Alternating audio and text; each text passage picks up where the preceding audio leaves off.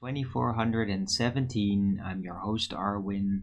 And before I start the show, please don't forget to share it on any platform you deem fit. And if you haven't already, follow me here on Rumble and be here when I'm going live, which is normally 2 p.m. Amsterdam time every day. And please also do support me through the PayPal, Patreon, Gifts and Go. Links are in the description box below, or send me super chat over the Rumble live chat when the show is live, or subscribe to my channel. Support me that way. Any support would be greatly appreciated. I could really use it. A lot. Right. So yeah, weather today is very similar to yesterday. Nice and sunny, but yeah, no clouds. Natural clouds. This is not natural clouds. None of this is natural. They trailed the shit out of the place pretty dramatically. And that is now the clouds. It doesn't look like normal clouds, because they aren't. Yeah, it's really all over the place. So yeah, it was a nice blue sky at some point in the morning, but it's gonna probably end up a bit hazy.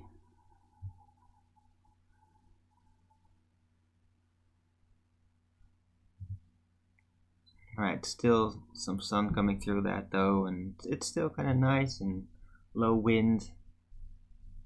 Inside here it's not super warm, but in the sun it's decent. Yesterday was better though. Yesterday was a really nice warm day overall. Right, it is Wednesday, the 1st of October 2025.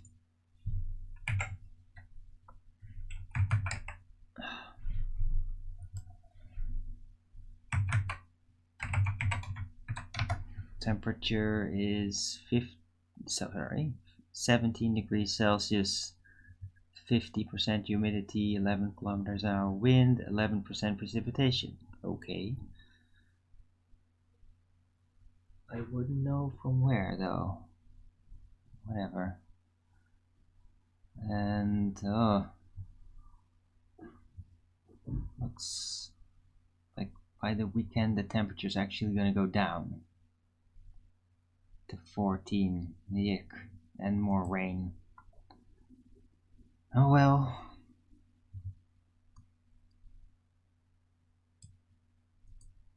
Better enjoy that little bit of sun while it's still there. Right.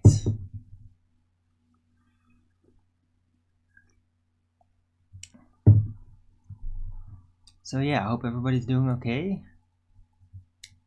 Yesterday's show turned out pretty damn good. Didn't watch it back though, but just from the memory of it, a very fluid start. Relieved.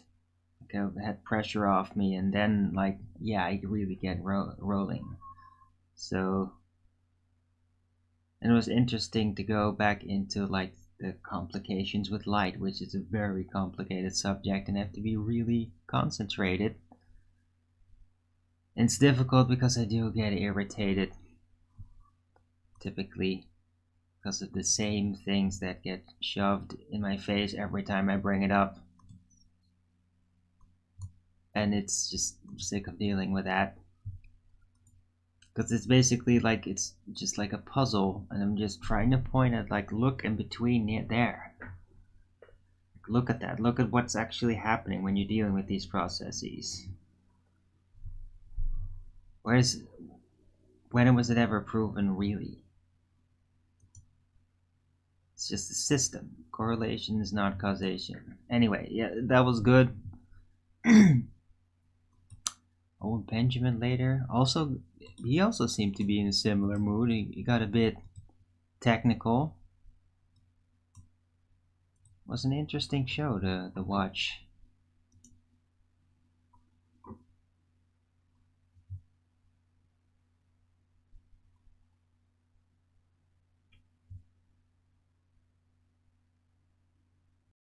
Mhm.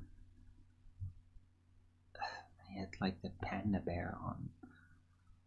Yeah, Owen's doing these skits where he's basically dressing up as some character, and pre-recording it, and then he's supposedly live interacting with it. It's like a new shtick, and it's kind of funny.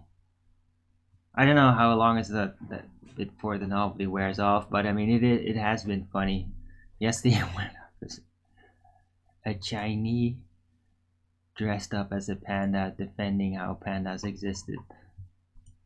It was funny.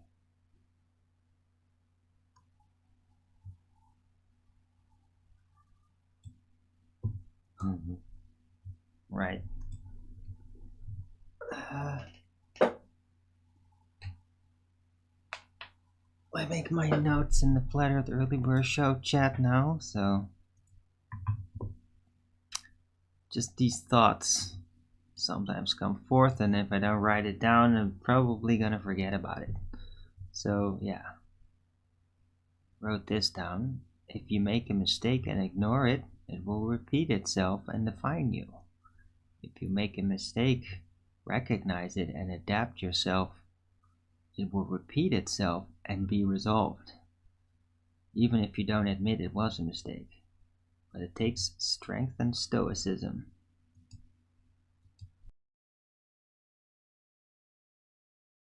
Just how things work. And I thought it was pretty spot on.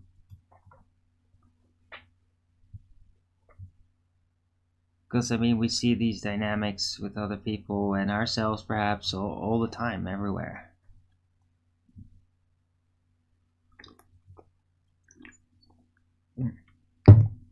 Right, so I thought that was noteworthy, literally. So I made a note.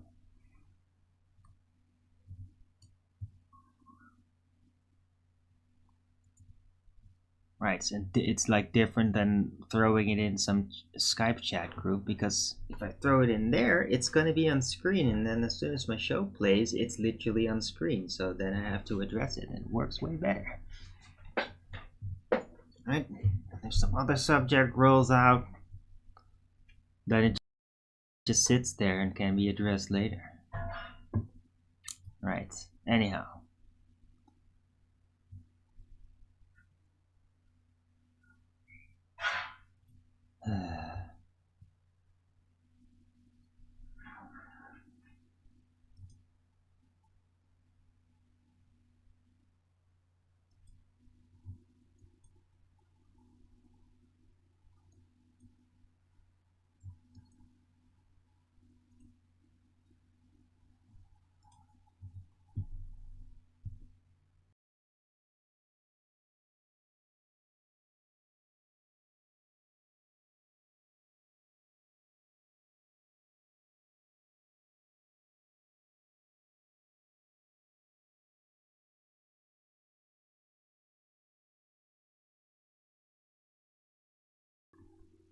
Whoa.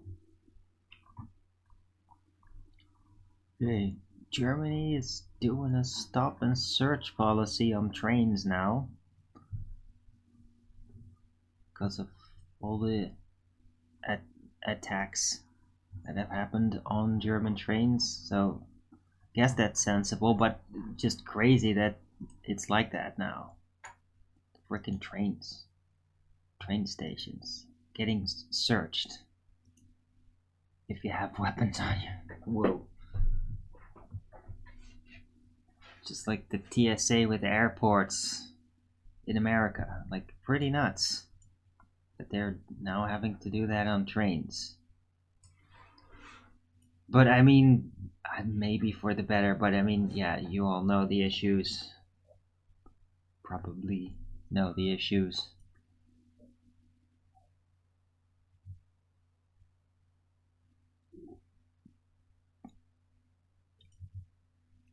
Right? And I mean, it's freaking like in Germany, like guns and all that aren't even allowed. So just keep that in mind about it, right? In the US, if that would happen, it's different. But in Germany, like they're illegal, so it's apparently that bad Although I don't think it's necessarily even about guns, it's probably about just any type of weapon, knives. So in Germany, I guess you won't be able to like take your cooking kitchen knives with you somewhere unless they're like in their original package or something. And I don't know, man, this could give like a lot of hassle to a lot of people over there. I don't know. uh,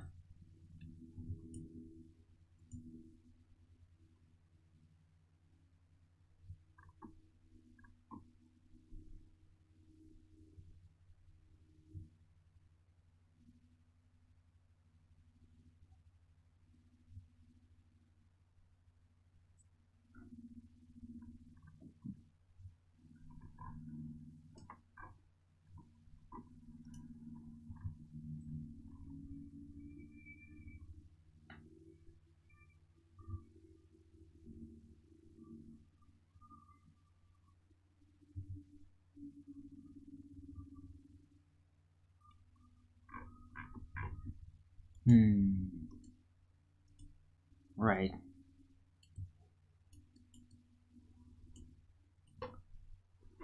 And then Tifa is out there, and oh, I don't know. It feels like there's something gonna build up.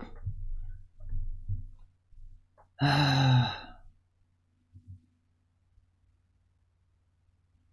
don't know.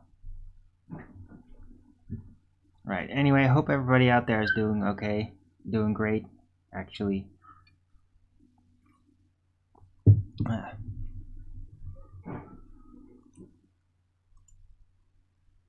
I'm getting like back to my stable self, and that also means I'm gonna go back on job hunting stuff, which I'm not looking forward to, but I mean, I gotta do it.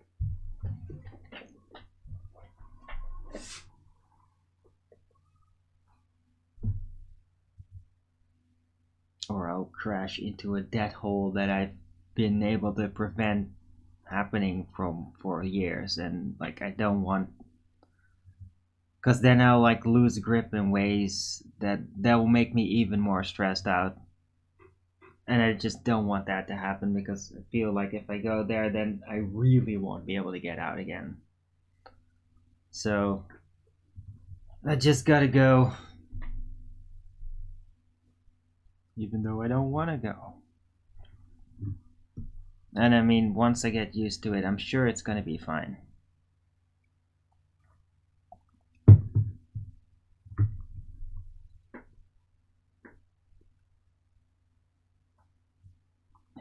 It'll have to do.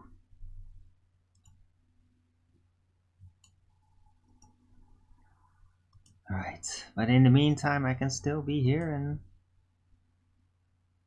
talk to you guys, whoever's listening. And I don't know who's listening.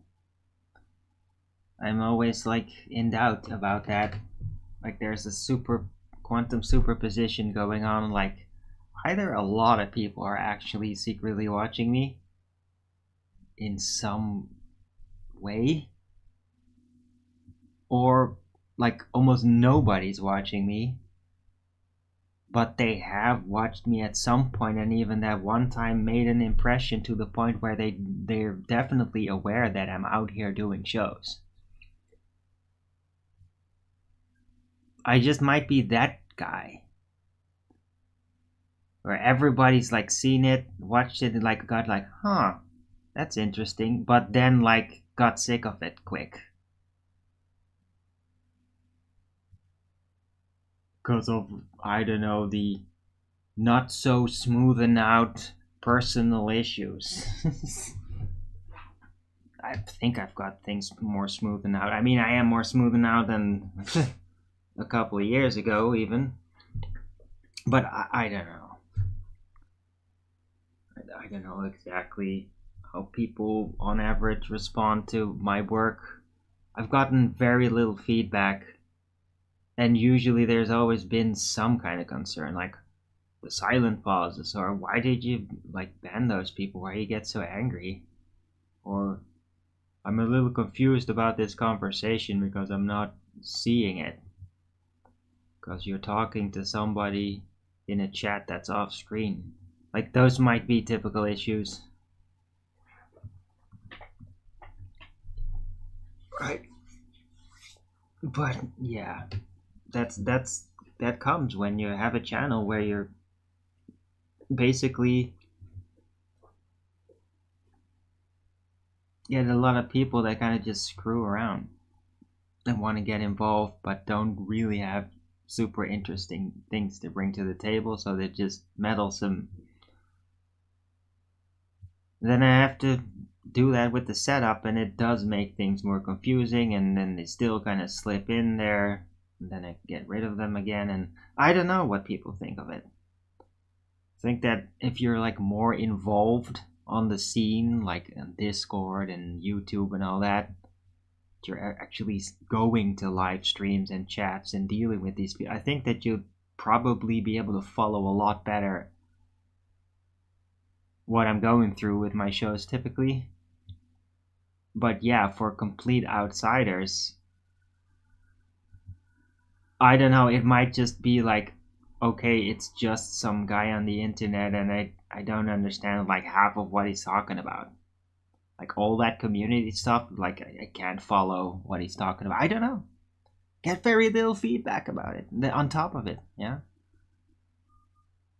I get these ad type comments like, oh, your content is so potentially great, we could really help your reach. Those types of like ad comments for years. Well, not years, for as long as I've been on Rumble. But other than that, it's baffling how little feedback I actually get. It is really baffling. Like at this point, it's literally baffling just by the different ideas and the titles and the subjects I cut into. It is baffling to me. It almost feels like unnatural that I don't just get more random comments.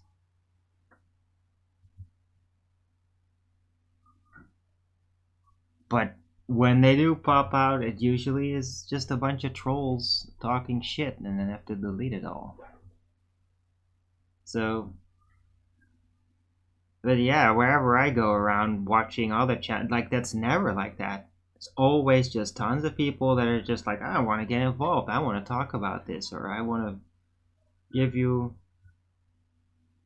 tell you my feelings about the subject or something. My channel, nothing. Tons of subjects though. Just nothing. I get basically no feedback whatsoever.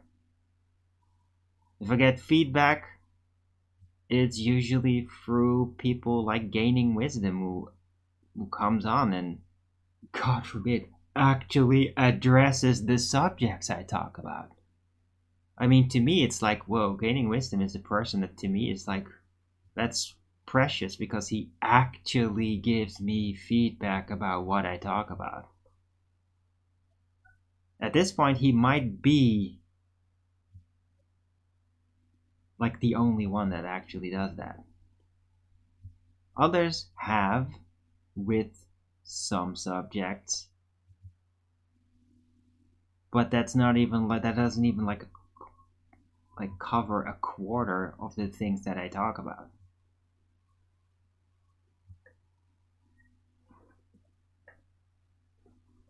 Right. And yeah, I don't want to be complaining about it. It's not like how dare you all, but it is kind of puzzling to me.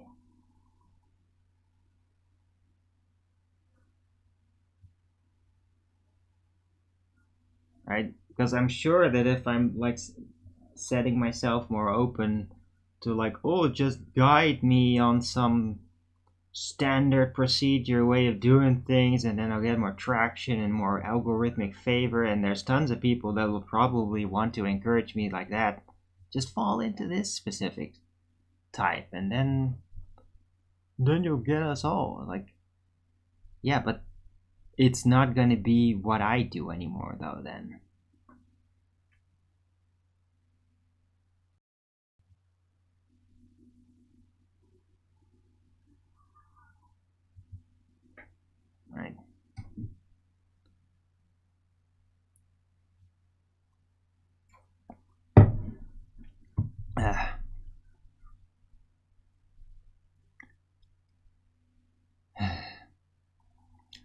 Right. So yeah, I mean,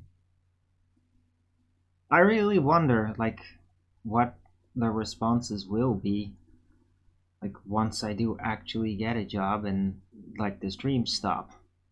Maybe like once a week.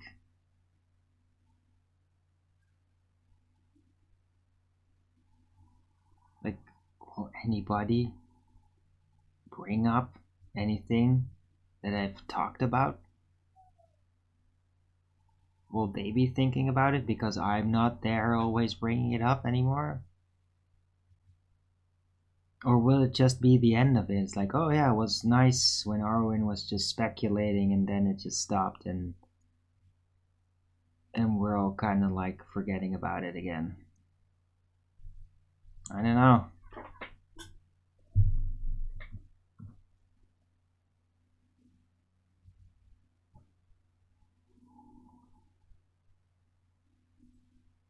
Right? I think people out there just do not seem to be enthusiastic to like get involved with me at all. Right? Even if they respect some of the things that I do, some of the things I figured out, they're not really eager to get me on. Like, I get literally no one that actually invites me. Like, all these other guys you probably know through Flat Earth and all that, dude, I bet they get like emails weekly, if not daily, with invites and all that. I just don't. I don't get any.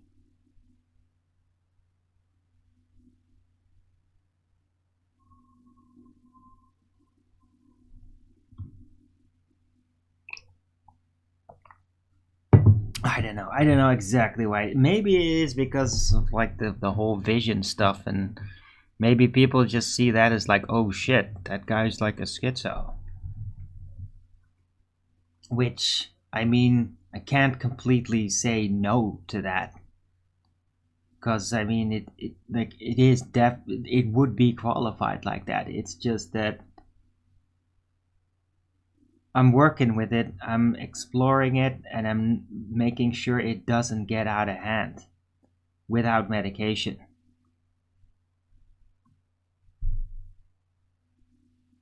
But it's tough though.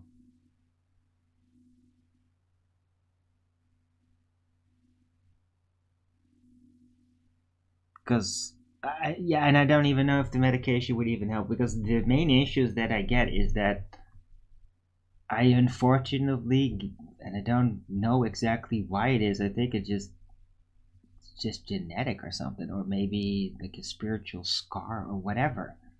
But I think it's probably just inherited genetic that I overreact to like feelings that I get. It's like I get the warning signals, subtle warning signals are just really unsubtle with me. And it's like a bothersome because it feels like almost like a physical attack every time. And I don't get used to it. Like when it was like that when I was younger, when I was a teen, although everybody always say like, ah, when you get older it gets easier. But yeah, it's like 30 years later, and unfortunately, it didn't get any easier. It's exactly the same, and it's exactly as unbalancing, right? And I don't think that there's no medication that really helps against that, right? The A lot of like the hallucinatory situations are really just a side effect of getting completely stressed out, panicking, and all that. If I just don't crumble under some kind of panic,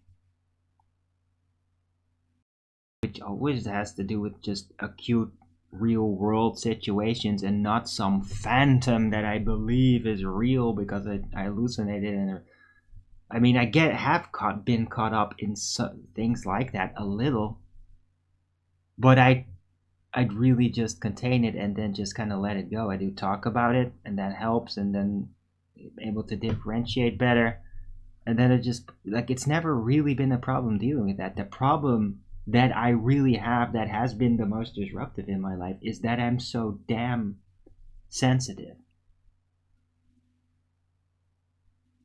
Basically, to my own, I guess, hormones or whatever, like how feelings are experienced. Like, I'm too sensitive to that. My body, like, overreacts. And it's a huge burden. And it really disrupts just basic function when that happens. It's very, very burdensome. But I mean, it's unfortunately, that's just what I am, and like I have to deal with it. And I cannot foresee like any medication solving this problem ever.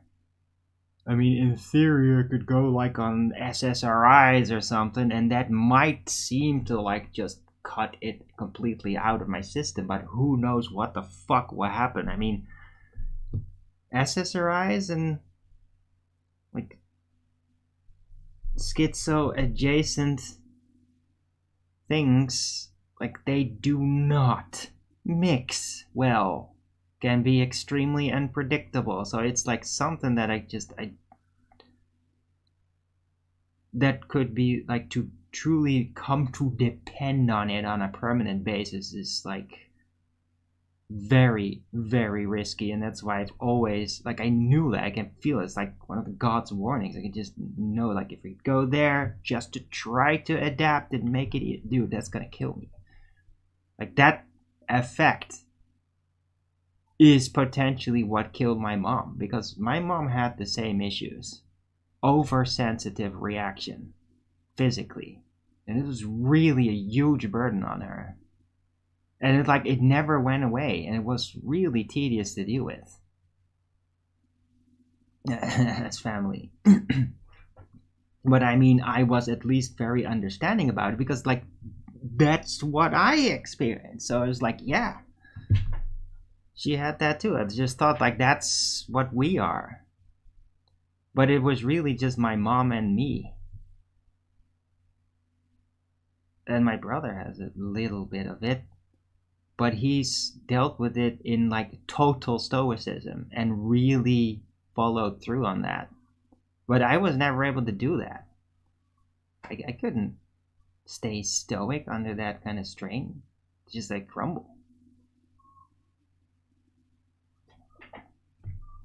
And not only that, like, stoicism is like you keep in form and then you keep going and you don't spaz out. Yeah, but with me though, I do actually then start to hallucinate and freak out.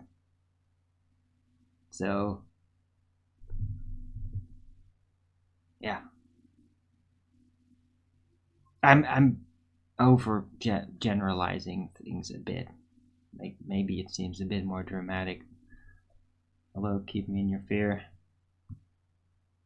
But I do have these issues, and I mean, I know it's there. I'm forced to accept it. But I still gotta somehow balance it out and just move on and change my life around, even though that is like one of the most stressful things for me ever. And you just gotta do it. It's like, oh, you're gonna be stressed out, Arwen, with new situation. That's too bad. You just throw up a couple of times, go out, walk in the forest nervously, get freaking anxiety attacks, cry a bit, like be a complete spaz. But I mean, you can't just not do these things and postpone them forever just because you have to then go through that phase. Like, I just have to fucking do it. And I don't like it. I don't like that it works that way. But I am being honest about it. Right? God, could you imagine that I wouldn't be honest about it to myself? I mean, that's a real nightmare. Some people go through that, and it's like tension run up so high. People are like, okay, you do you. I'm gonna be over there. Well, I don't want to be that person where everybody does that, because I can't be honest with myself. So, yeah.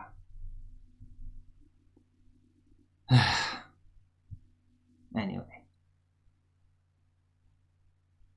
Interpersonal drama.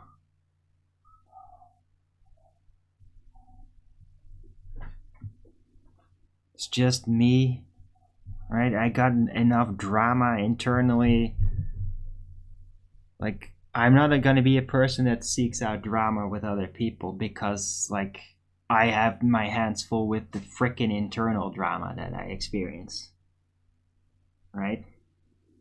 And I mean, that is literally the reason why I'm not one of these people, like so many, that just become clout chasers on the internet and just start going after other people and criticizing or ridiculing. Like, I just don't do that. I don't have the room. It's like I got too much hassle in me to get to the point where I could think I could just do that. I guess it's just being shoved in my face all the time. Do unto others if you had them do unto you. And I'm like, I don't want people to do that onto me. So, like, I really can't do that to others. Like, what I can do to others is what I would have them do unto me. And that is just like hi and just comment and try to give an inspired piece of writing in response to whatever's happening on the show or whatever. Like, that I can do and that I do. And I like to think people appreciate that. But so few act like that actually come over to my show and do that. It's usually a couple of people to just say hello, and on a rare occasion somebody actually gets inspired and really gets into a conversation with me. But I mean, that is still on average rare. Anyhow, hope everybody's having a great day.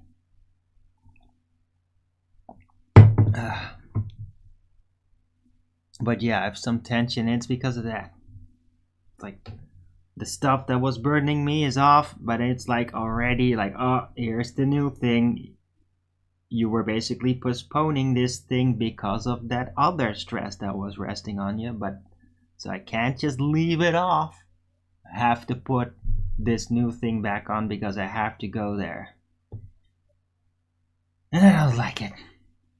But I'm gonna do it anyway.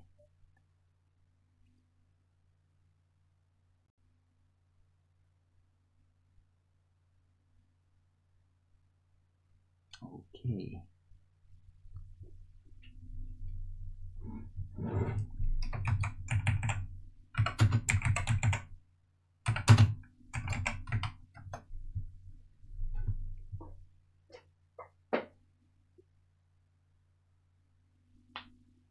Right. Also, weird shit. There might be some weird troll infighting happening out there, and they're also going in my chat doing that, which is strange. I don't really care about it too much. You see, I don't like bickering against trolls. I don't like bickering among trolls either, if they still want to do that in my attention. I just kind of like just don't like trolls overall.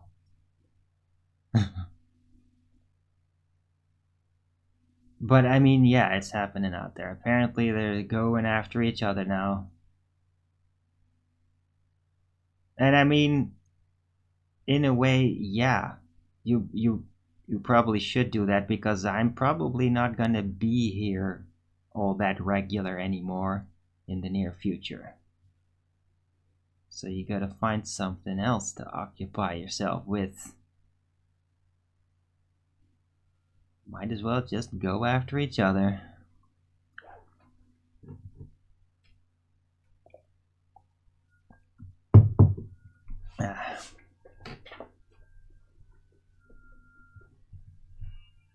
Right. Anyway, checked out Gaining Wisdom's video, and it was really hard to watch that. I mean, Danique here is really cute, but she does seem to be really liberal and really hippy dippy and really girly, and like her model is extremely detailed and elaborate, but for some things that are actually really simple, and so it's like, oh my god, that's not how I would explain these things at all. But I guess that she is also trying to explain esoteric things. I like the way that I explain it a lot better, though. It's less distracting.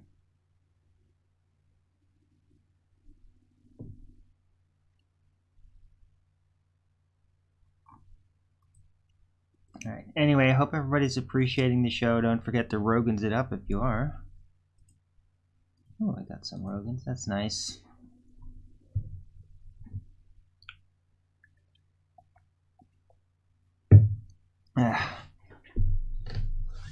Right, so yeah. There you go to profile. I clarified my issues. Oh, schizo-adjacent oversensitive. Yay, because I mean, I'm not fully schizophrenic or anything, right? I've met those types of people. Their issue is that they keep tapping into like the other side, but uncontrolled, and they have the defining factor for me with real schizophrenics is that they have a psychosis about it, that they can't distinct, like they really can't, or like can never properly distinguish between experiences on the other side and the normal time-bound experience. Like, and that's really what makes them so confusing and so confused. I do not have that issue. I like very capable of differentiating. I think I've proved that. You ever taken medicine for schizophrenia? No.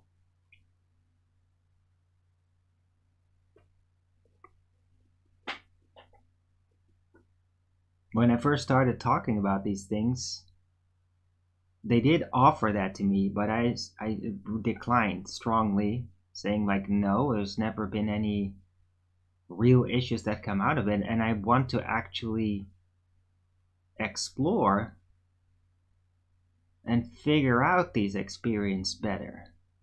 Like I want to investigate it, and I have, and I am.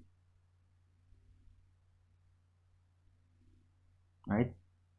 The visions never, even though some of them have been really freaking insane and dark, other than just jarring me and like getting me all riled up in the moment, like, whoa, what's going on? And an occasional paranoid, and that is a bit problematic, but I mean, that's really not all the time. Usually, yeah, it doesn't have, I'm not that paranoid that regularly, thank God. That would really suck. But yeah, never felt like I must have something to make this stop. No.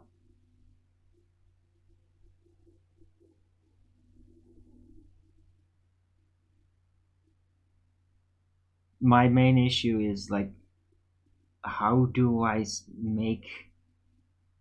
mitigate like panic feelings? Like that for me is way bigger an issue than like my extra perceptional and dream experiences. I took acid one time. No, it wasn't acid, dumbass. Yeah? You don't know what the fuck you're talking about. I've explained what it was. Some kind of ayahuasca, modified probably. And yeah, I had an incredibly condensed experience in timeless world that went into the future. I mean, it's not literally been 80 years. I've already prefaced that.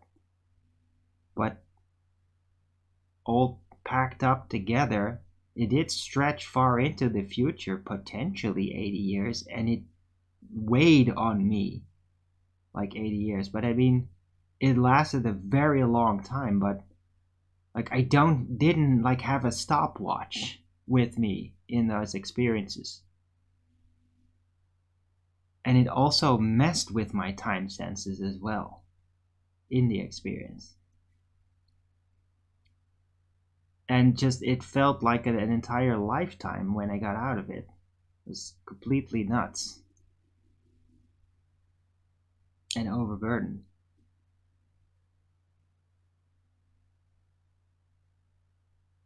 Yeah, it's not because of acid. Thanks. Acid doesn't do that sort of shit.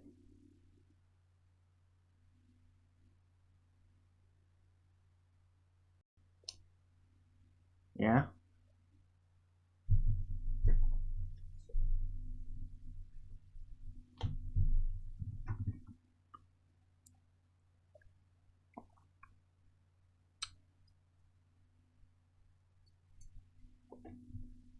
Right? Why do I say 80 years? Well, not because I can prove it was 80 years, but to reflect how long it seemed, how far it stretched onto the future, and how much impact it made. That's why I say 80 years. And I mean, I thought originally, like, oh, it's 20 years. But it can't be 20 years because I experienced it more than 20 years ago. And still factors are popping in. Like, still, I'm like, hey, I saw this. Saw this thing happening. I don't even mention it every, like, I could, like, mention it every damn time. Like, when the Charlie Kirk thing happened, I could be like, guys, I experienced this shit. But it's like, I won't even really get through to anybody with it anyway. And as I've already prefaced everything, like, there is a Cassandra complex. Just because I experienced it doesn't mean that me having experienced that is going to enable me to change anything or avoid anything. Like, I've come to that conclusion a long time ago. My only point is that you are unable to... Shut the fuck up, dude. I am able to distinguish between reality and that experience. The fuck are you whining about, dude?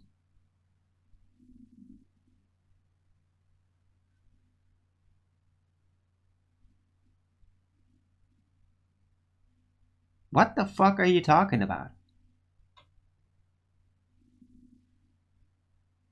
Where are you drawing that conclusion from? It's not from anything that I've ever said.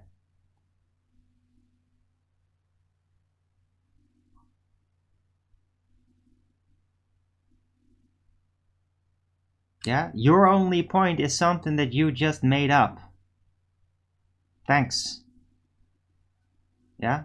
Maybe you should take a long look in the mirror.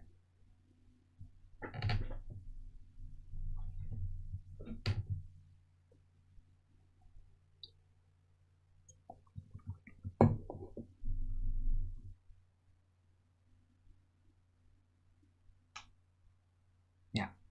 Oh, okay, this is where you get kicked out. You fucking liar. Yeah? I just told you it wasn't acid. It's more than 20 years ago. And I don't think I saw it because I had this experience. No, I remember seeing things from very strange perspectives. That I was being up, like, there's something weird going on. You could say that the vision part basically gave me the confidence to make my judgment very early on without any uncertainty. Like, it backs the certainty about what I see. It's like a precognitive shit test or something. Like before I got to actually experience it in the time-bound world, I got a sneak peek to like prepare me, set me on like how I'm gonna respond to it. And then I got to weirdly actually experience that consciously, which you're not supposed to, I guess. Yeah. And I went through all these things linearly because that is the only way, and I knew that like, that's the only way you can actually look into the future, because that was the thing I was so incredibly fascinated with, actually like looking into the future. But I mean, it's more fascinating when you don't know, though. I'll tell you that. But I mean, yeah, I got lured into wanting that and getting it, and it being a bit of a disappointment. It's still fascinating, but a bit of a disappointment. But I mean, I guess that is typically life.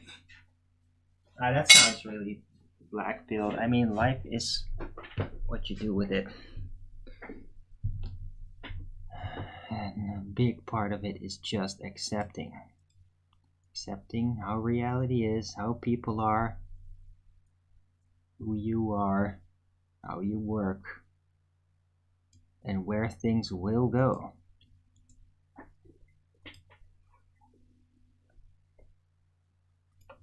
Yeah.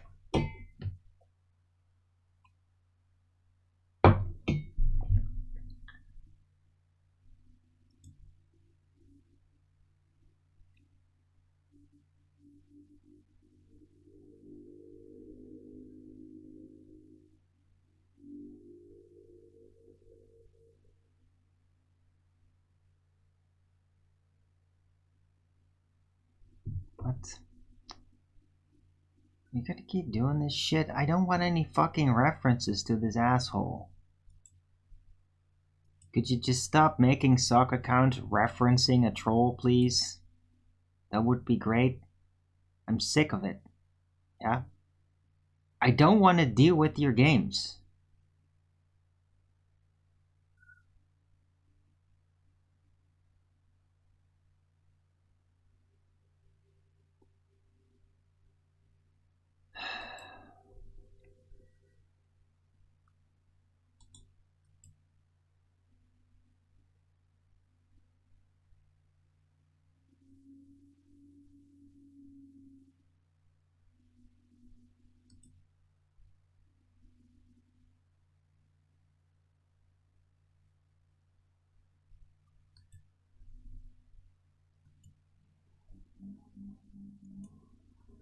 God.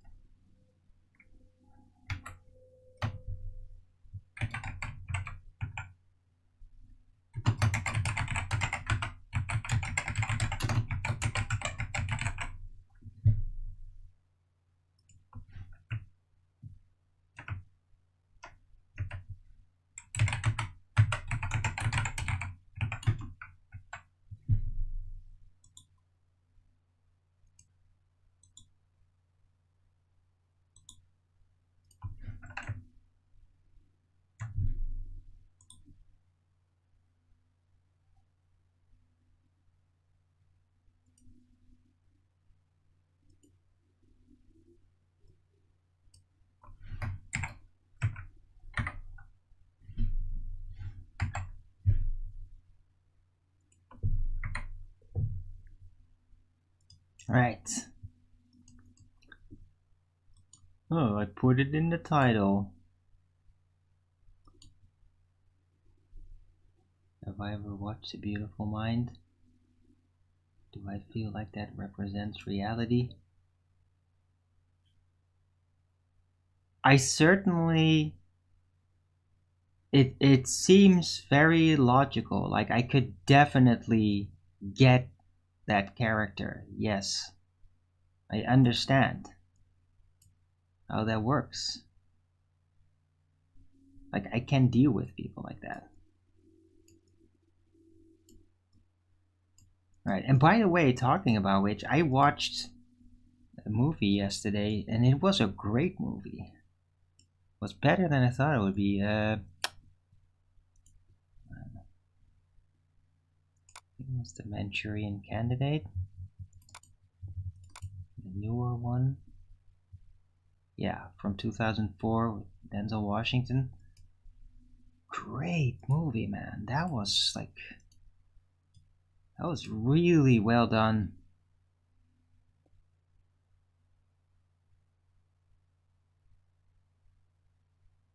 And creepy. Especially with the whole implant shit. I mean, and that stuff is real, man. It's just full on real. Do I know anybody with schizophrenia in real life? No.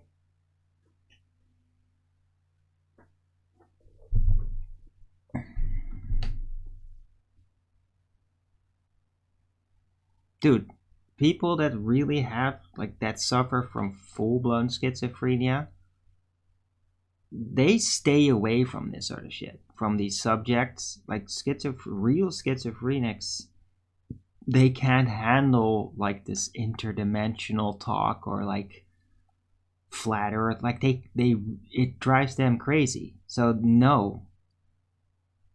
I might have bumped into a couple, but I mean, as soon as they catch on what I do, what I talk about, they stay the fuck away from me. Because I keep bringing up these subjects. I deal with them. They can't. Drives them crazy. Because they don't have control over where their mind goes with that. I do.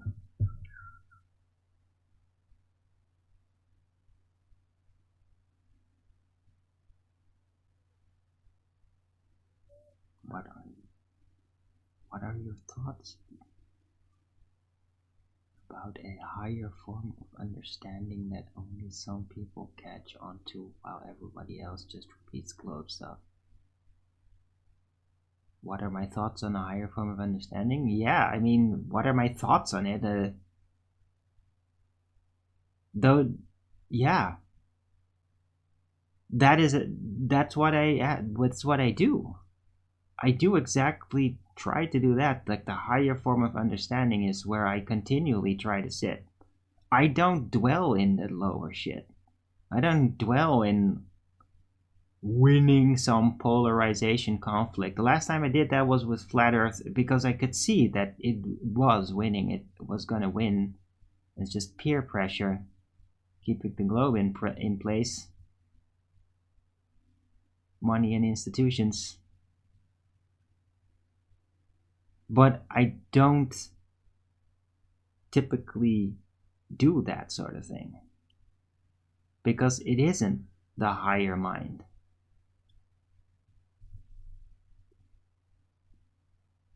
Schizophrenia is extremely serious. They are totally gone. Yeah, as I said, that's like a full-blown schizophrenia person is also defined by vulnerability to complete psychosis. I do not have that.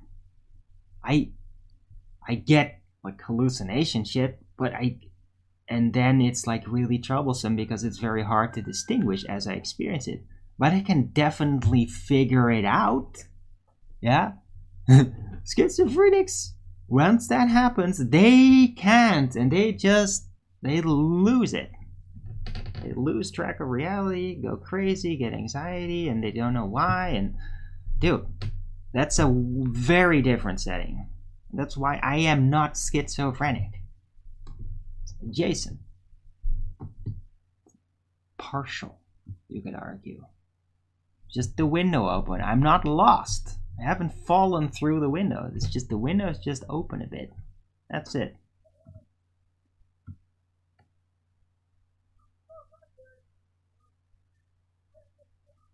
Do I remember the show when I was going? What the fuck?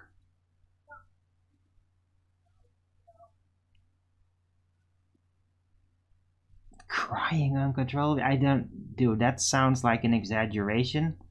But I mean, it's probably was about money. That I didn't know, like, how to get around and all that shit. And I've openly shared that like that with emotions. What happened that day? I don't really know what happened I don't know what happens every day. I don't remember everything. I think I did actually like get a big super chat back then. That's what I can remember about it. But it's not like some hallucinatory event happened. Like, that's really rare. And usually when I'm emotionally expressing, like crying or whatever, that's like when I don't hallucinate. Crying actually avoids that because it relieves the stress through honesty, and that then prevents the critical mass that actually triggers the typical hallucination. It's when I bottle it up that I hallucinate, not when I express it. Yeah, which is why it's part of my personal social policy to express myself. Because if I bottle up, I just freaking hallucinate and just everything becomes more complicated.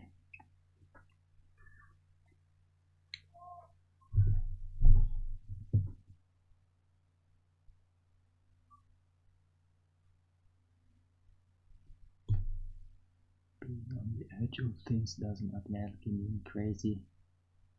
What does partial adjacent?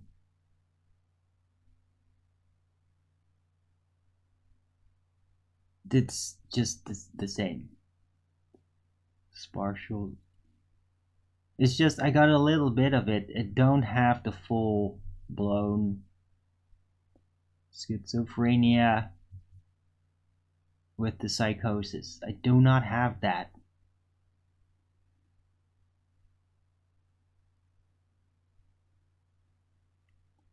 How do I tell I'm seeing things that others miss? Well, it's not because I'm seeing it in the other dimension or anything. It's just because I have more detail that I'm looking at. It's like spiritual metadata. It's not a hallucination in between. I don't analyze those. The hallucinations are pure distraction. They lead you off what is real. And as soon as I figure out something is an hallucination, I immediately like cut it out of my memory library. I cut it out of like having to regard it as input, as valid input, because it never will be. It will be the opposite.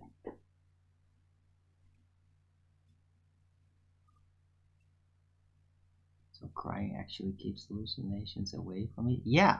I explained that, dude. I literally explained it. Why are you asking me how it works? I literally explained it when I mentioned it. Yeah?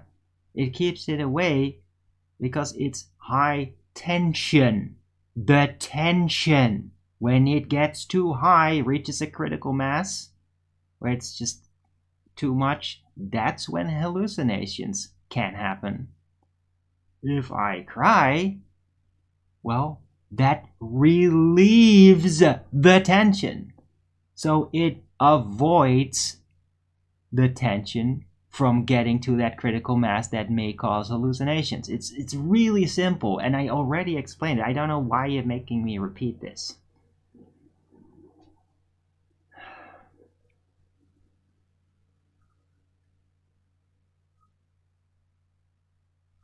Includes anger and cry. Yeah, I know. amphetamine? Because he was saying things in a mocking way and lying. Keep insisting, oh, you used LSD. No, I didn't. And I already addressed that multiple times. He kept repeating it, so it seems like they're just lying. I don't accept liars in my chat. Yeah, they did harm, yeah, because they lied. I asked them to stop, I did it again. That's not acceptable.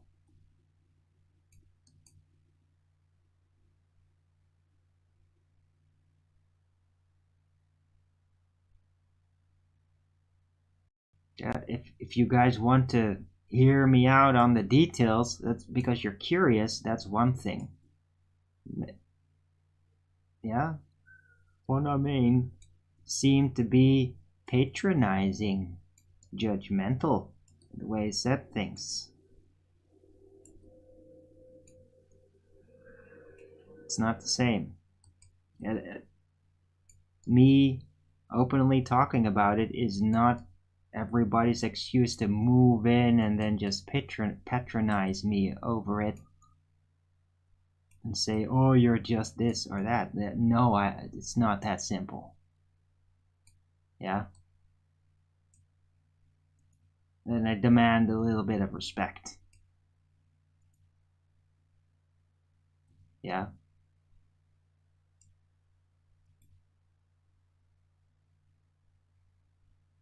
I don't know what I do. Yeah, but I know it wasn't just LSD. I'm very certain it wasn't. Pretty sure it was a ayahuasca concoction, but there could have been modifications. There was no LSD. It's very different.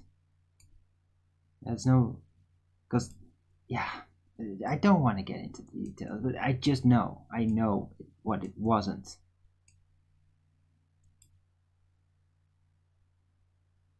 Yeah, no, yeah, ask for feedback. Yeah, that's cool, but I mean,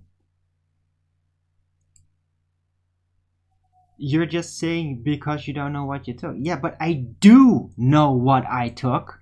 I just don't know every freaking detail about it because basically it was sprung on me suddenly. But I do recognize the setup of how I was taking something, and that's very much like I taking ayahuasca.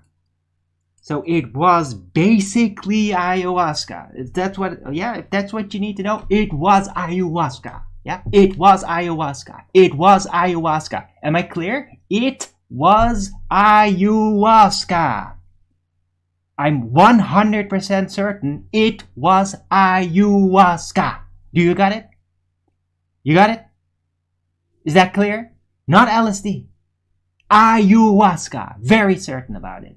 I don't know exactly what they did with it exactly, but it was not LSD. It was ayahuasca.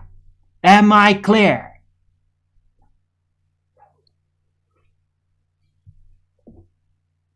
And they did things with it, probably. It was not just a typical ayahuasca experience, but it was fundamentally ayahuasca.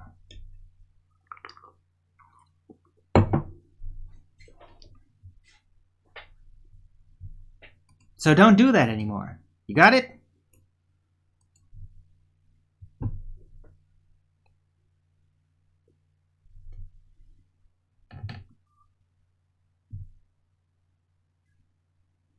Brain got turned inside out and just sat there crying, laughing. Yeah, well, that's the actual time-bound experience you get the moment you take it. But the real effect of ayahuasca comes afterward. You get the parallel dreams, which is the dark world experiences. It doesn't like it only happens the second you take it. If the dosage is high and you have a lot of DMT stored up in your pineal gland, that then gets released, and then you have an immediate experience. But for some people, they don't necessarily have that. They don't have their consciousness switch position to the dark world immediately, but instead they just feel like how freaky it is taking it, and then later, like, it gets a little better, then they go to sleep, and then they get a big dream experience.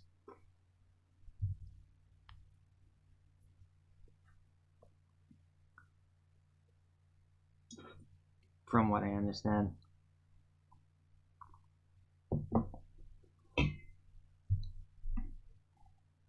That's right. Simpy Chimpy. Yes, exactly. Exactly. Yeah. I pay attention to my experience.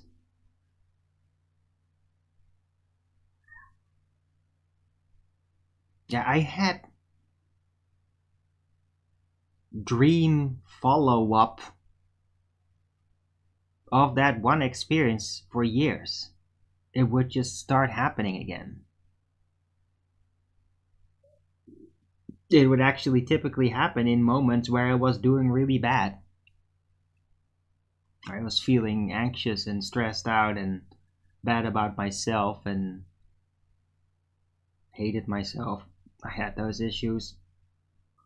And then suddenly at night it's just like, hey, I'm back here again.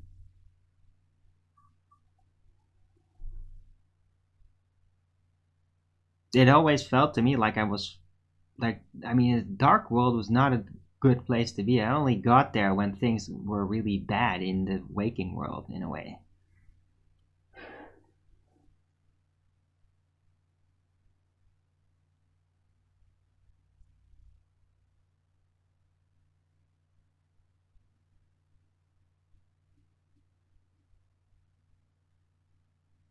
Yeah.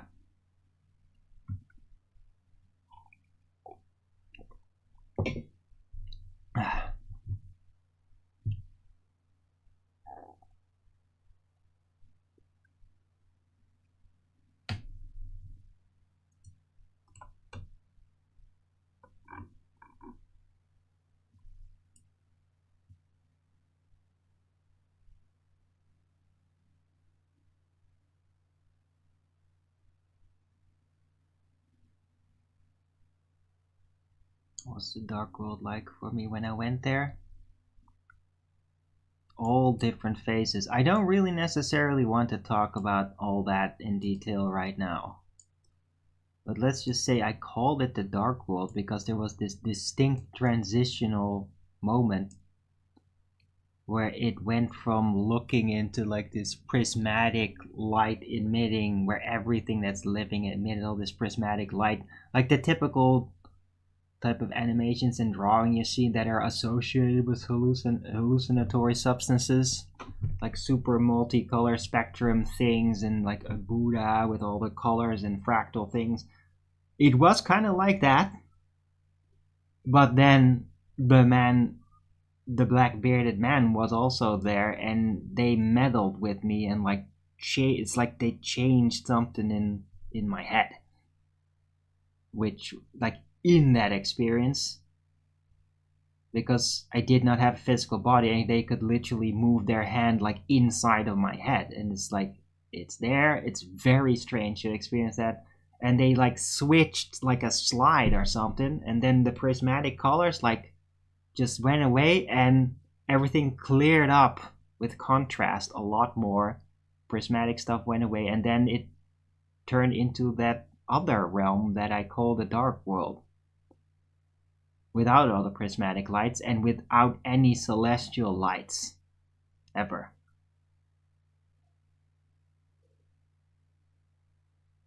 And that's why I call it the dark world. That's why I called it that, because eventually I was able to figure out that it wasn't the physical world experiences, even though it was simulating that a lot of the time, because there was no celestial lights. Like, even when it's daylight, you don't see the sun. Very strange. Like, you don't see the moon, you don't see the star. That's what I distinctly remember. I don't know if it's like that with other people. It's how it was with me. And that's how I learned to like distinguish. Like, holy shit, I got all these memories of things happening that on their own make sense. Like they're part of one type of parallel world set of experiences and events, but they didn't actually physically happen. It's like things happening in between physical reality. And it took me a while to truly realize that.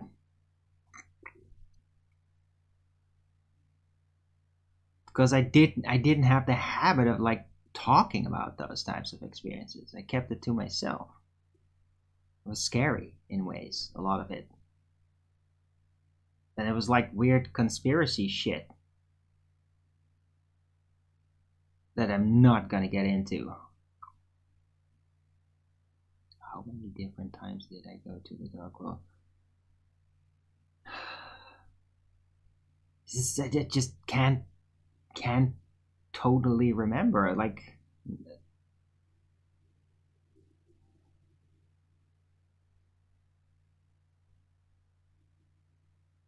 I can't really like chalk it up like every time. I just know it was kind of spread out.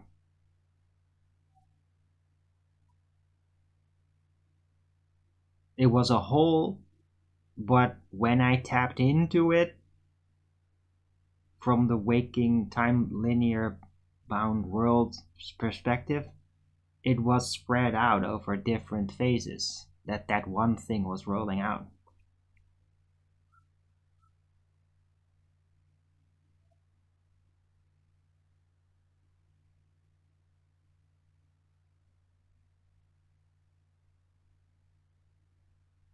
Okay, Simpy Chimpy, I don't necessarily trust that.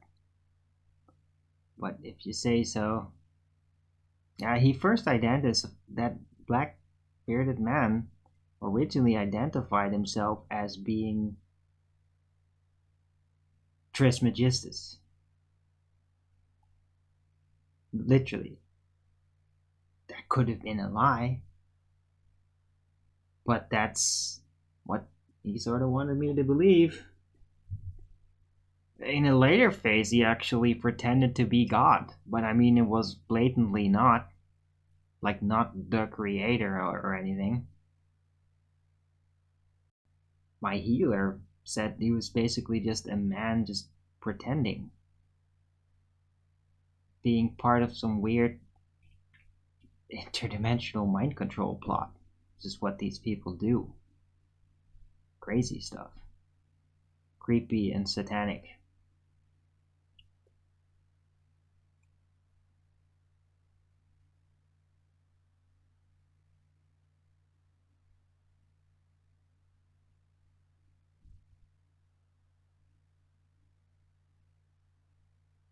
I never actually met that person in the waking world though.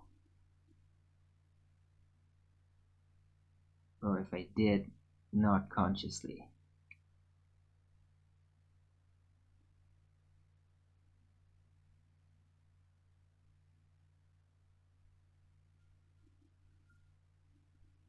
Just had something really similar.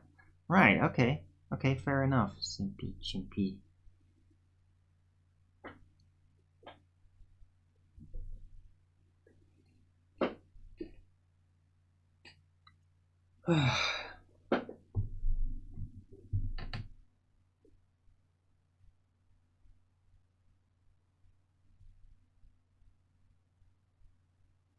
Yeah, I know mind control attempts are real. I mean, the Jesuit guy, who is like a real person in the real world, and then he had like a dark world figure that took on his image. So I mistake that dark world figure, which is seemed to be like a demon or whatever, very very evil, very dark. I thought it was that guy for a long time, but it wasn't. Like when I told him about it, like he was like, "You are crazy," and I thought like you're gaslighting me. Like I remember you being there, but like yeah, that's Because it was basically like a demon extra dimensional taking his image to fool me. And by the way, after I discovered that about it, he did leave me alone and only popped in like a couple of times. Because that figure was always just trying to demoralize me to make me give up on good itself. Really, I mean, he was basically the devil.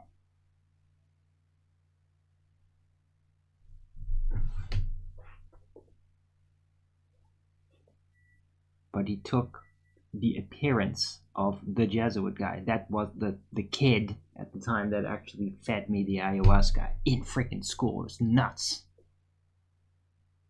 Did I see the Mother Goddess? The Dark World. I've seen all kinds of figures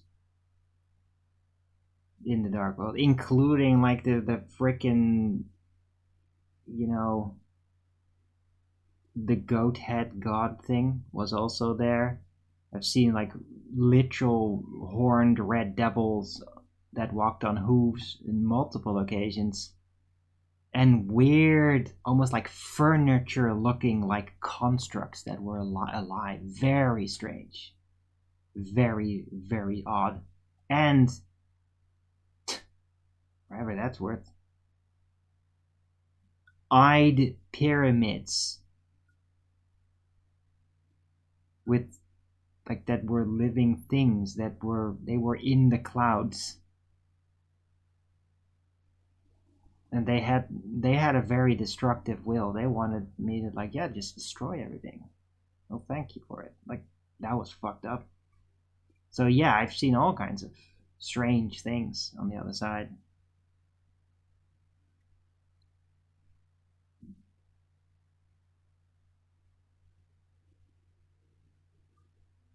And I mean, I might have like seen the Mother Goddess, but I mean, I don't specifically remember.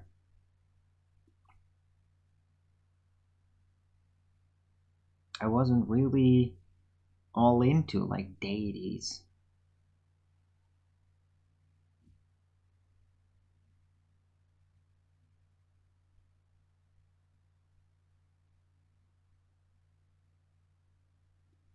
Yeah, seeing horned devil, dude. It's not just that. Horned devils making deals with people in their dreams. Like, it might have been like right around the time when like freaking the guy from Apple was making a deal with the devil about iPhones, about creating them, and others. There were all kinds of people like at the time, I think, on the other side lining up to do that, and it's like literally a red horn fucking devil, like crazy. And I mean, you could be like, oh, I'm not believing this, but I mean, it felt very real. There's all kinds of spiritual metadata, and it was incredibly dangerous tapping into it just to look what's going on.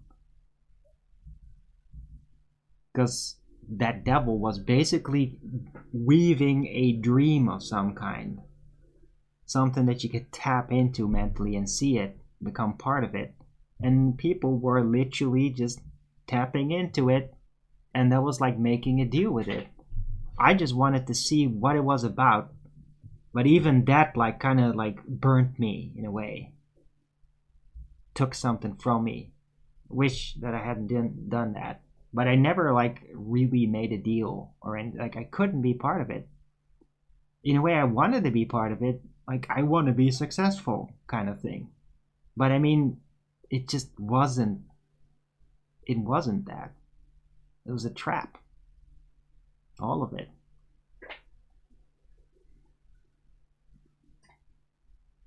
Steve Jobs, yeah, that's the guy.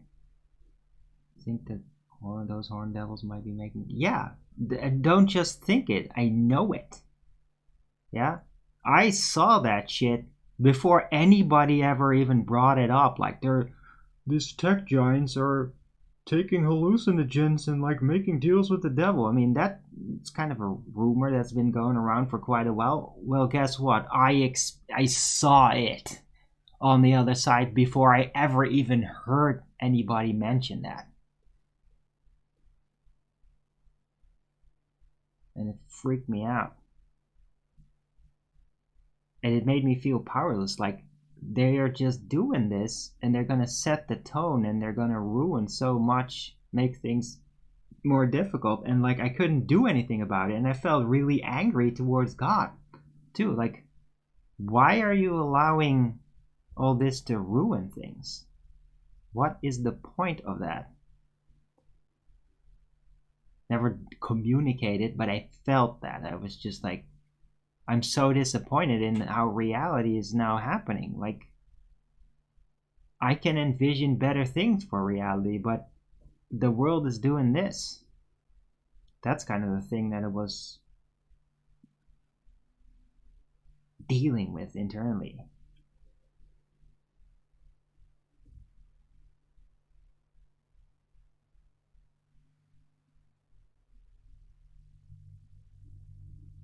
Do you think that's why Apple events were so huge back then? People were being drawn to the dark side? Not like that. It's just been like a technological trap, and it was just getting a lot of money attention, and it just got momentum. It was the thing. Yeah, people out there, especially atheists, and they get drawn in, like they want to be on the edge of things, and Apple was raising that specific technological bar, being on the edge, and so that drew in a lot of people who wanted to be on the edge. And that's what made it so big. Apple was being so edgy.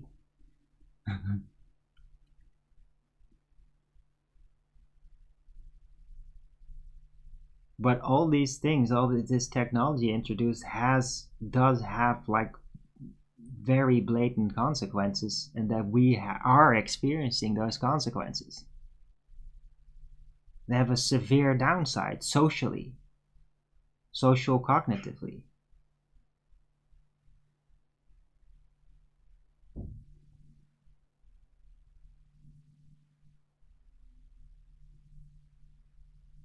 Oh, Android phones? Yeah, no, but it's all smartphones, really. It's just Apple set the trend. Apple started the smartphone revolution, and then of course, yeah, other alternatives stepped in, etc. Yeah.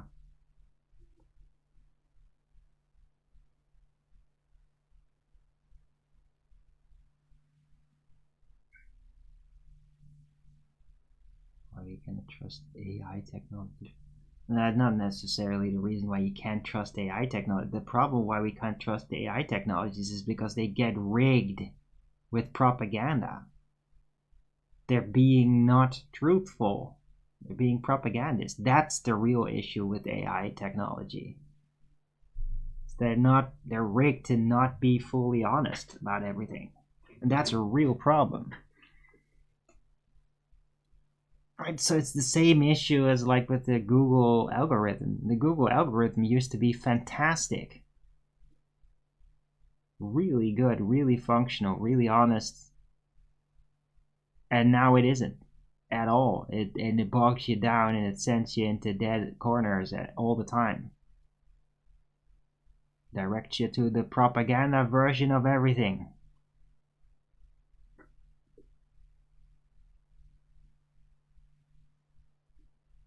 Hello, Joe Gaddy.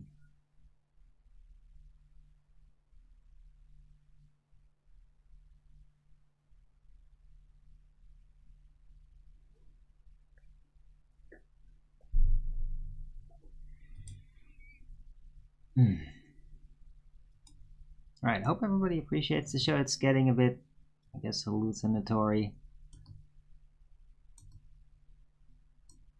I don't have a lot of people in here that have actual genuine interest about these things. I'm used to just trolls trying to make fun of I'm delusional about it. So it's interesting to hear some people actually taking it serious for a change. Everything you are describing are clear symptoms of schizophrenia. Yeah, sure. Sure it is.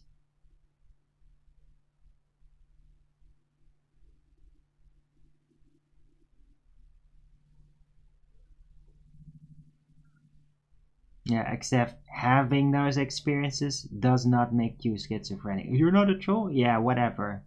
I don't fucking care. Yeah? Having those types of experiences is not, oh, you experienced that thing and it made you think? You are schizophrenic. If that is supposedly schizophrenia, then it is a heavy misdiagnosis universally. Which wouldn't be surprised about, because I mean the psychiatric manual is a complete fraud.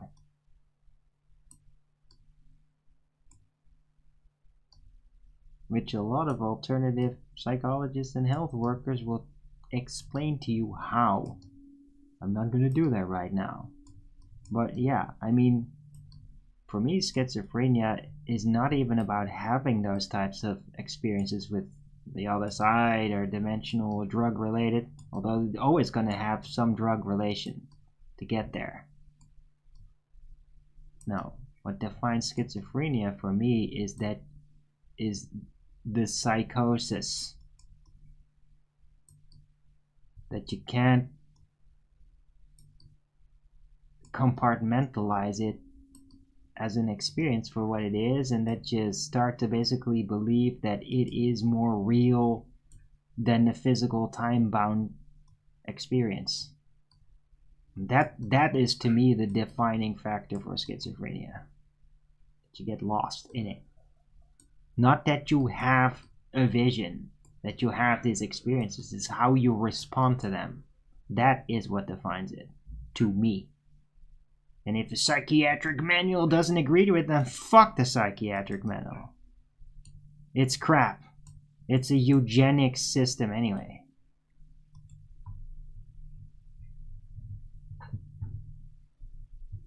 Are schizophrenics and then realize they are schizophrenic? Yeah, that makes perfect sense.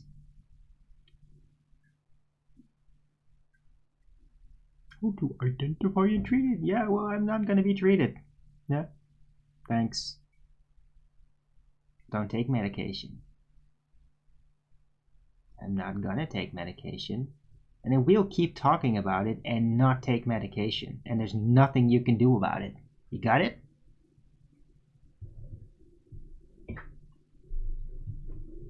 I have the right to experience what I experienced and respond to it with actions that are all within the law as I see fit. You got it?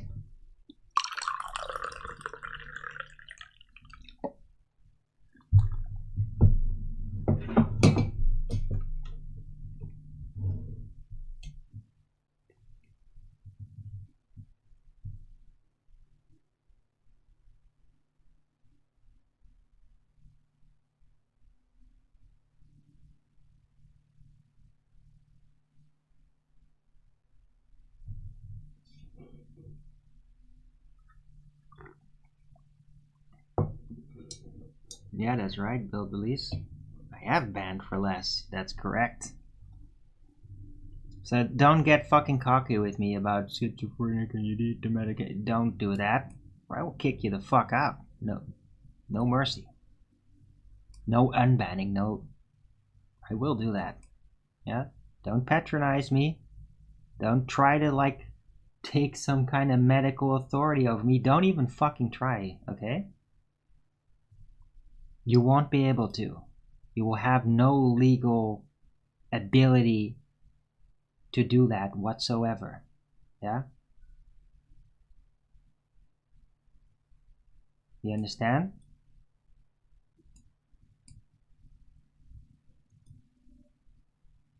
I can have my experiences and I can talk about it, and you can't stop me.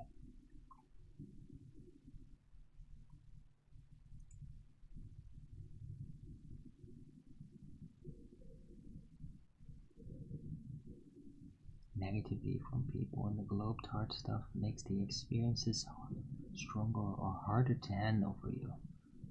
No.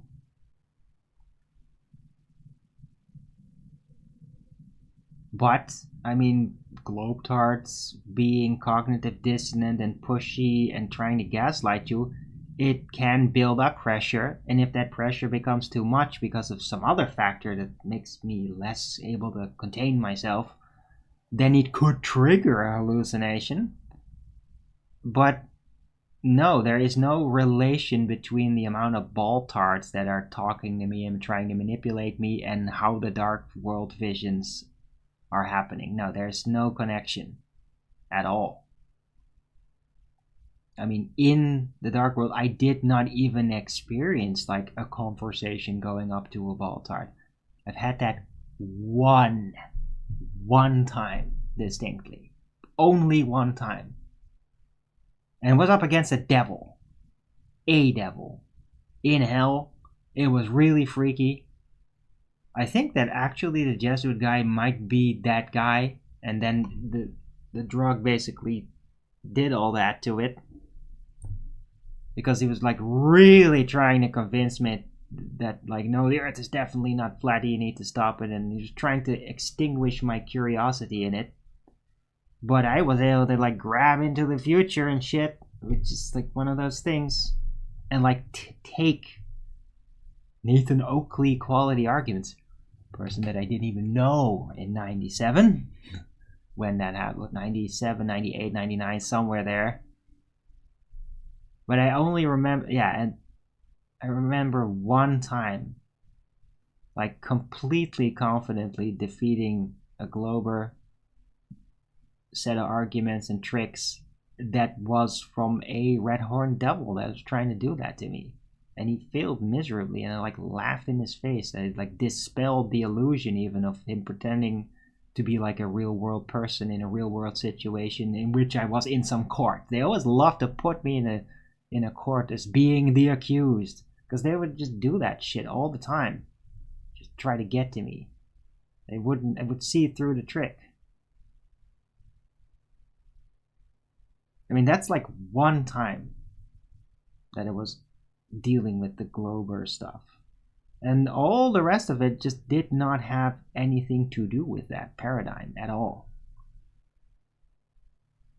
I was, though, in the dark world, I've spent plenty of time like pondering on what physical reality actually is and trying to simulate a model. Like the rectangular looping model, I have experienced a simulation of it, and me basically like flying around within it. I have experienced that simulation in the dark world.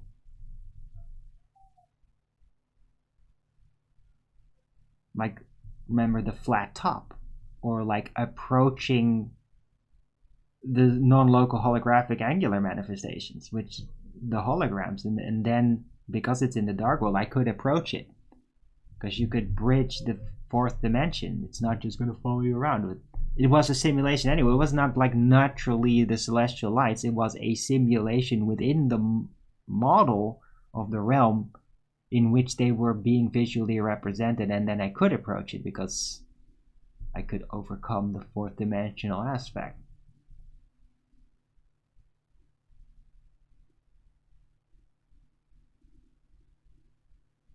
Do you think that fight? That fight? What do you mean fight? There's no fight, no physical struggle. It was all just verbal. An astral trip?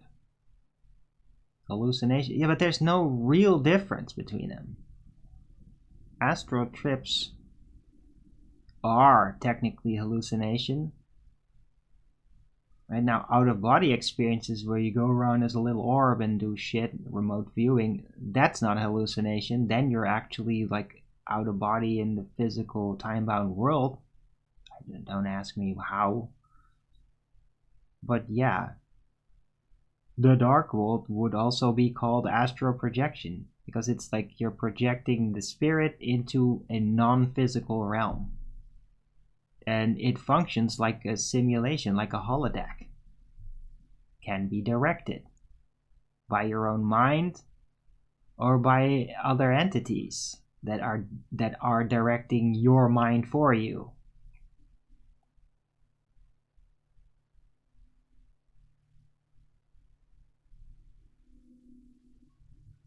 So yeah,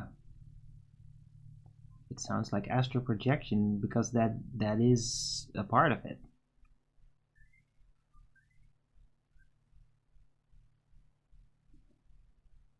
Right? It was not just a regular hallucination, because it was like a full-blown experience where you're really not like dreaming, where you just wake up and like, whoa.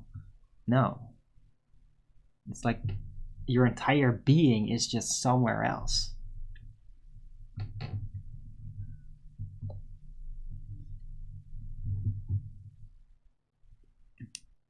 Dark World deck. Are you able to steer it yourself, or do you? No, I wasn't able to steer anything. I needed other entities to actually make the holodeck things happen. Without it, I would just kind of be going around and just looking around, and it was uneventful. I mean, in a way, those places were there to be programmed with the holodeck experiences by entities, which those entities could also be representative or other dimensionally representatives of the person that is with you in the room when you take the drug, and they have a plan, and then on the other side those entities then carry out that plan for you. Or so, I don't know, I'm improvising the explanation here. The dark world is not real. That is okay. Yeah, hey dipshit, get the fuck out of here, asshole. Tarot the fucking asshole. Fuck you.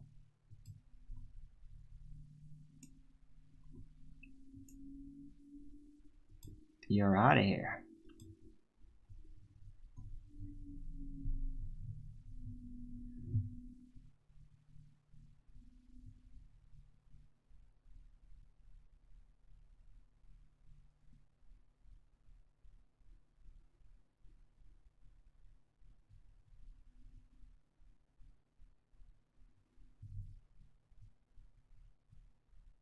Do you think they're showing you their world? No.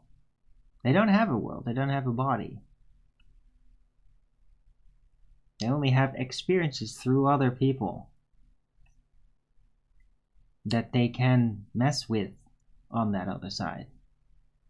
So no, they're only shaping our world. Or they're creating like a dream of it. And then they can try to trick you within that, because they can try to make you experience things and then have a figure in there that like addresses you in a certain way or manipulates you in a way. And if you then don't realize that, then that experience as a memory like programs you, like it steers you, it pushes you in a direction. That's like the real programming.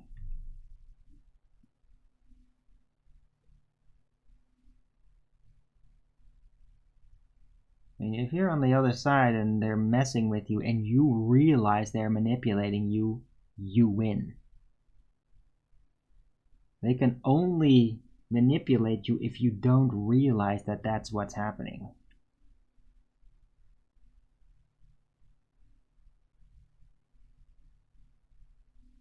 Because their real objective is to manipulate your real world typical opinions and such things, the way you look at things, the way you feel about things. That's what they try to manipulate.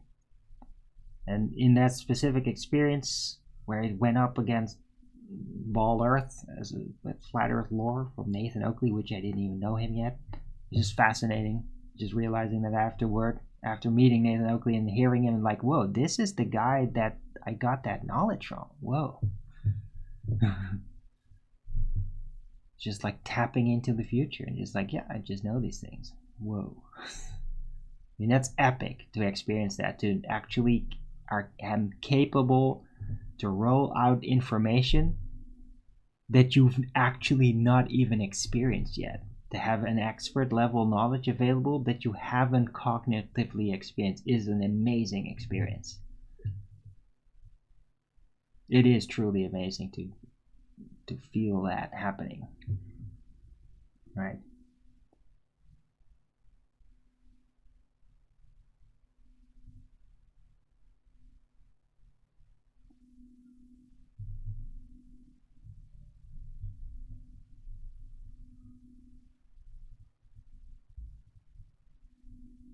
Right, but all these things that I'm now describing, like this is not like, oh, this happened yesterday. No, all of this happened like more than 20, 25 years ago. And yeah, it did drive me freaking crazy back then. I got obsessed over it. It haunted me. It really distracted me from just regular life things. Like, really distracted me in a bad way. But I mean, it's like over 20 years ago. I really like dealt with it as an experience, and just like now it's to the point where I can talk about it without it disrupting me. Because even 10 years ago, if I bring it up, start to remember it happened, and bring it up, it would like really disturb me and make me like scared and shit. I'm over that now. It doesn't scare me anymore. I'm actually very far at resolving the experience for what it is and enabling me to catalog it under control, which I'm very happy about. And I mean, it bought half a lifetime to get to that point.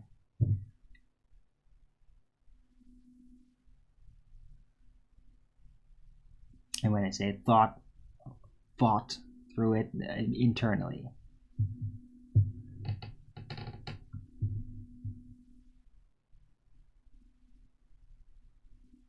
Layers of programming illusions hiding the real flat plane. No, the Dark World holodeck experience is just what your spirit goes through on the other side. You do go through these things all the time. It's just your consciousness normally isn't there to perceive it happening. It still happens to you, but it happens in your subconsciousness. The actual effect is that your consciousness is displaced. The window of view of what you can see is displaced to a very unusual, you could say, part of the brain that you're not really normally supposed to experience that. But the drug makes you experience that, and that is what's so damn trippy.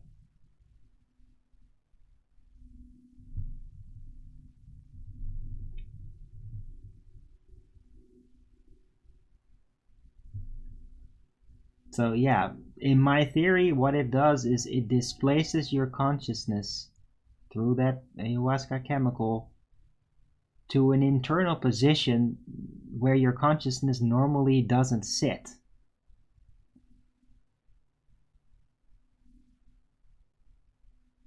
You do experience it, but not consciously. Your senses are not unleashed upon it. It's not recorded in your experience. It just is a process that happens in the subconscious. And the drug then displaces your consciousness to it directly, giving you that absolute surreal and all of it very it's very symbolic, all of it. As is kind of like the inner mind, I guess. Archetypes and ethereal feelings that are just absolutely natural to you from that vantage point, but you wouldn't even know like how to put that in words. It's the subconscious. That's my theory about it anyway. Right, I'm gonna take a 2-minute break. This has been real trippy today. I appreciate all the inquiry there. And trolls can just fuck off. I don't give a shit about them. and their judgments. Yeah, I'm perfectly within my legal limits to talk about this. I'm not encouraging anybody, and I hope everybody takes this very serious. I'm not encouraging you to take these types of drugs. It is, and I'm a living example of it. It is very dangerous. It is very dangerous for your own mental stability.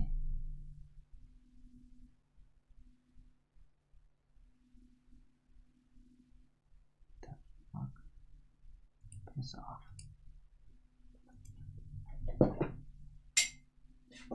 Alright, anyway, taking 2-minute break. Don't forget to Rogan's it up.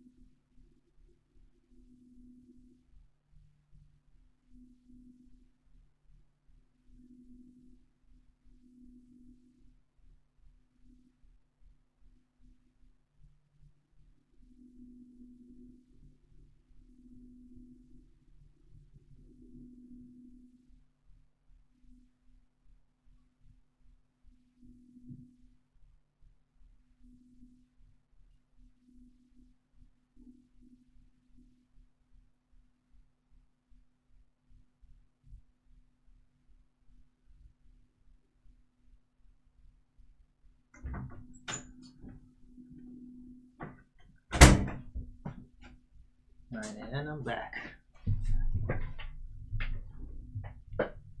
Everybody's still enjoying the show. Don't forget to Rogan's it up if you're liking it.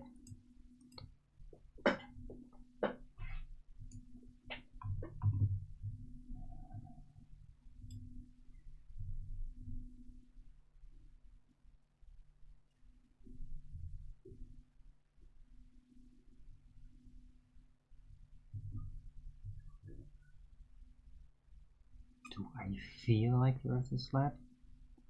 What? No. I mean, yeah, but... No, I've just figured out it's flat. Figured out that the Earth is flat, logically. Doesn't mean that I know everything about what it is.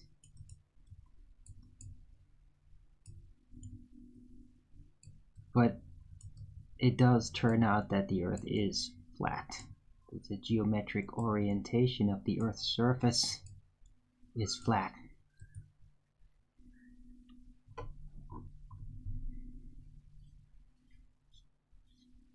And no, I do not ascribe...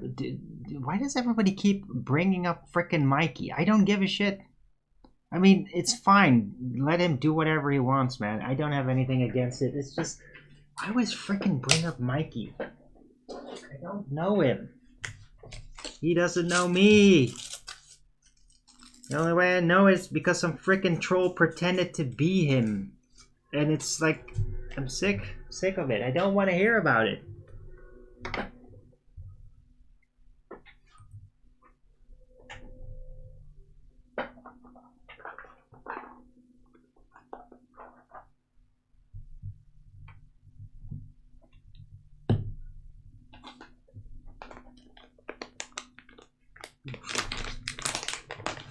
Man, it's getting a lot cooler in here. Now that the sun isn't hitting the wall anymore. Ugh.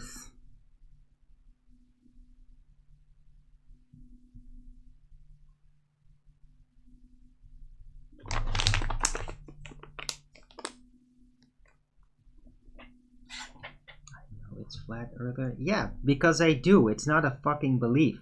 It's measured flat. It's not a sphere. Yeah? Water is level and parallel everywhere.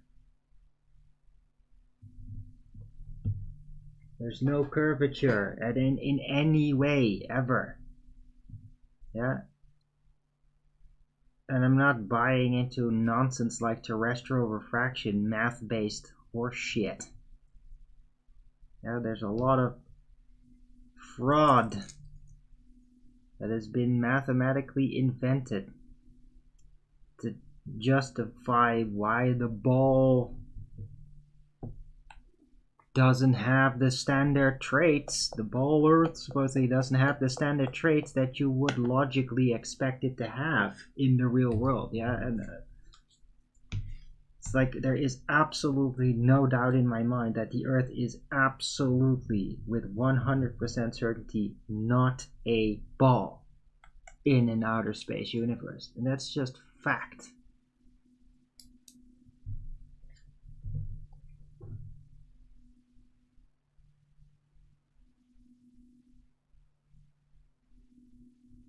What?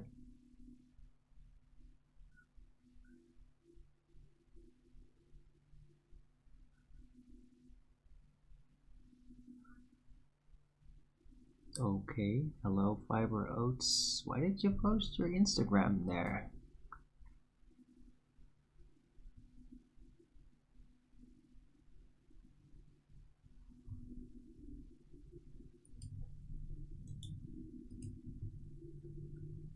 Oh, yeah, I can't.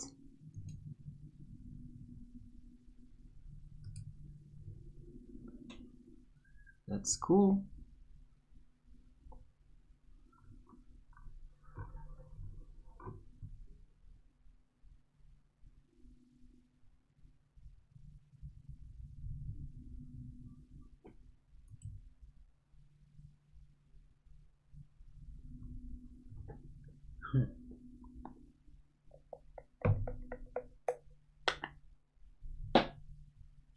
Right, so yeah, I hope everybody enjoyed that. Probably my most elaborate expose about Dark World experiences thus far. But that's because it's not just freaking trolls trying to make me look like shit over it. Somebody actually just genuinely asking intricate questions about it. What's new in Flat Earth lately? Nothing really.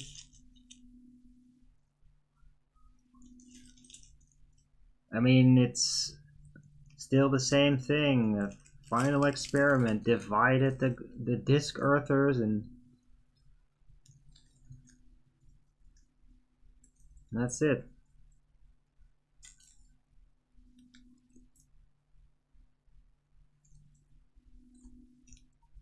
Hello? Who are you?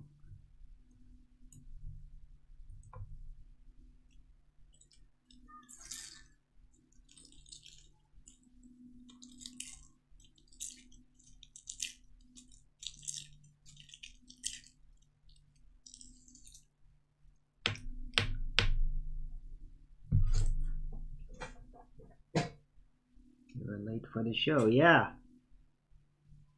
That's fine. Whoever you are. It's certainly been very trippy today.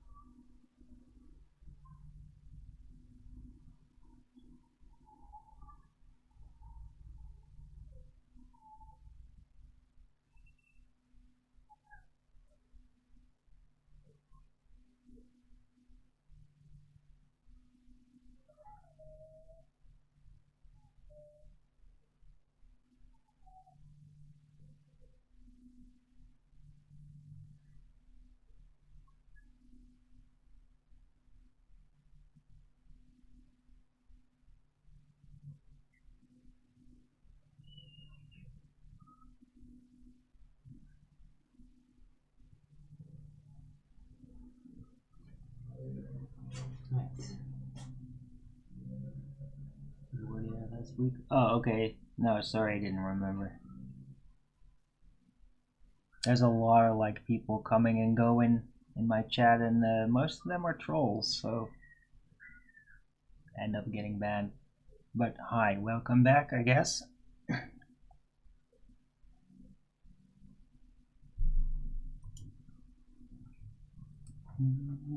Wow, 2 hours in. Huh.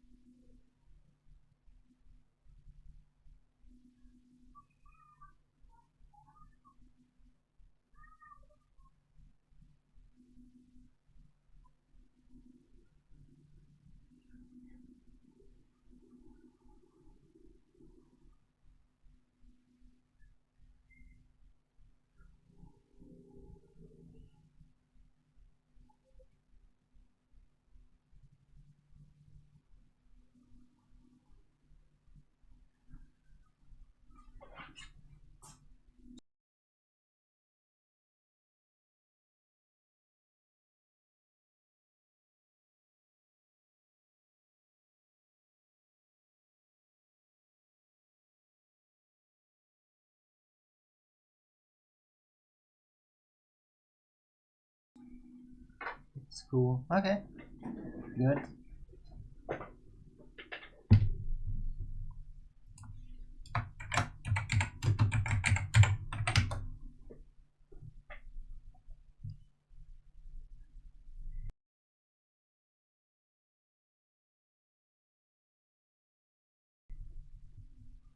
Man, it is chilly in here. Actually,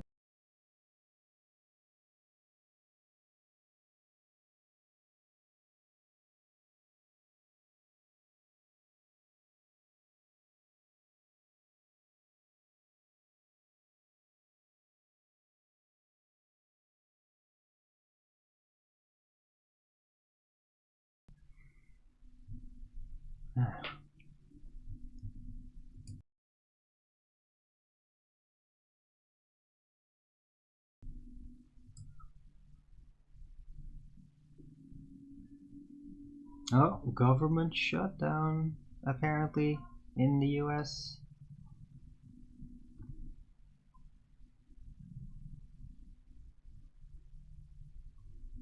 That's going on.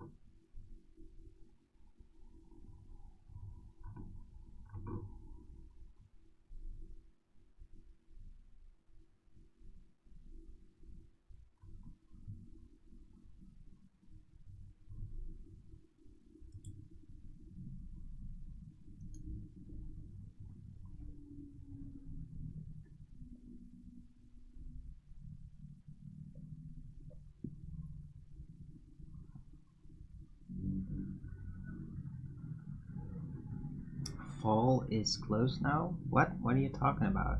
Autumn is already here. Officially.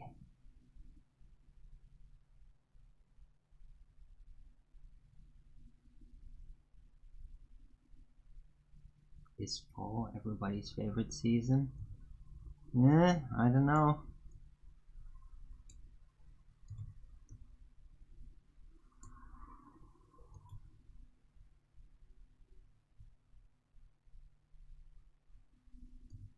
Maybe if you're like really into Halloween and all that sort of thing, then fall's definitely your season.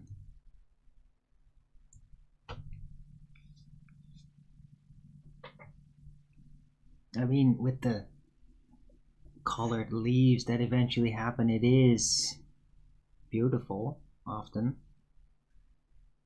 Unless fall gets really stormy and then it's just annoying. You're just listening? Just busy? Okay, getting wasted, no problem.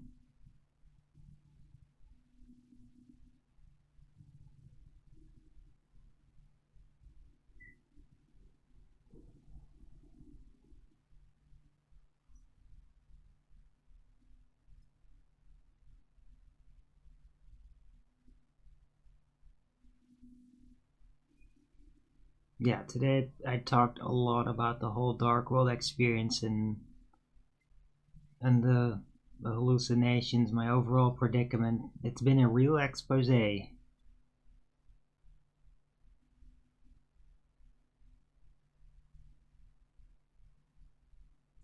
haven't quite turned here yet.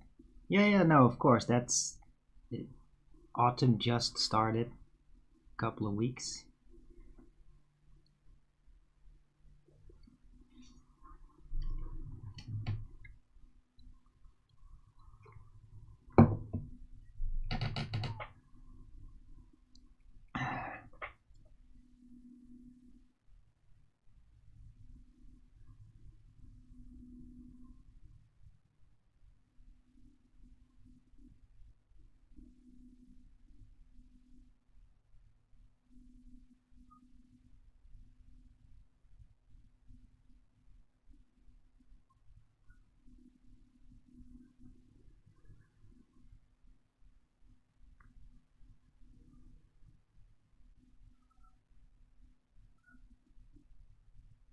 Right, I hope everybody out there really appreciates my shows. I don't know how long I can keep it up.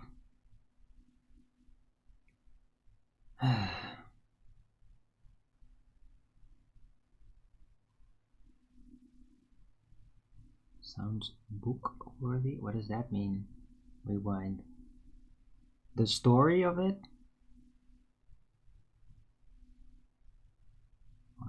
What? Okay.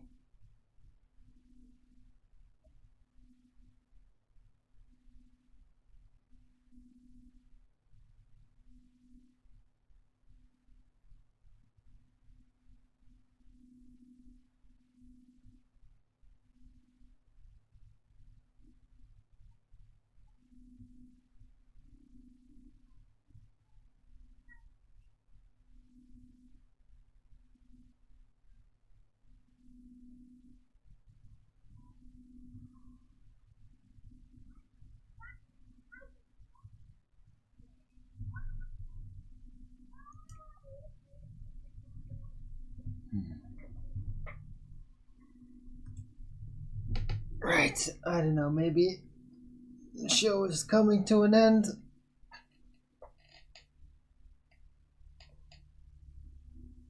It's been over 2 hours. Really still hope that you guys will consider actually supporting me. I really need it.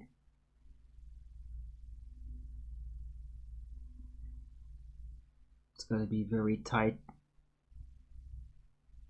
concerning food this month, unfortunately. Gotta figure out how to get through it somehow. Any support through like the PayPal would be a great help. I really hope some of the people that typically do tune in that haven't supported I really hope you guys would actually maybe take that extra step and help me out.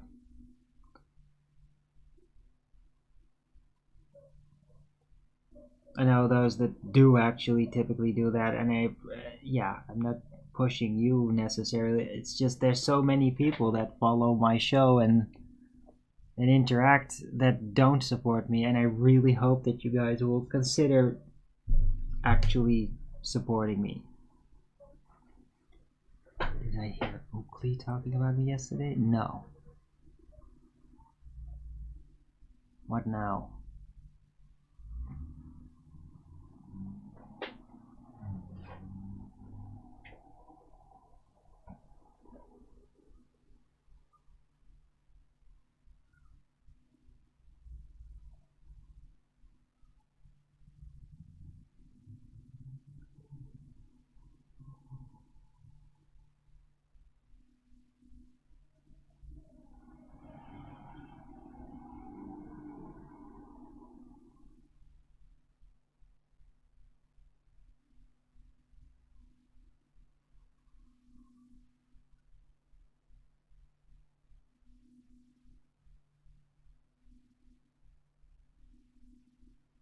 What was he saying? Yeah, I don't know.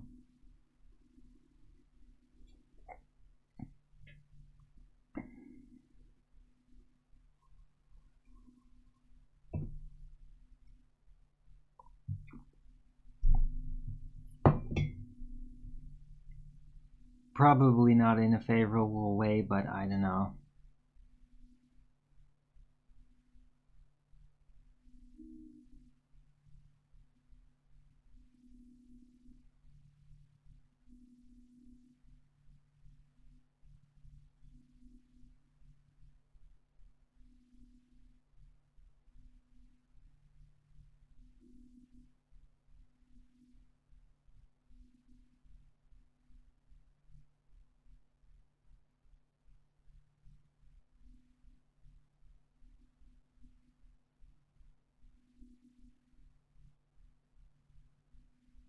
Or maybe the guy's just not gonna say it. Whatever. Maybe it's just like, I don't know why he brought that up and then isn't saying what it is.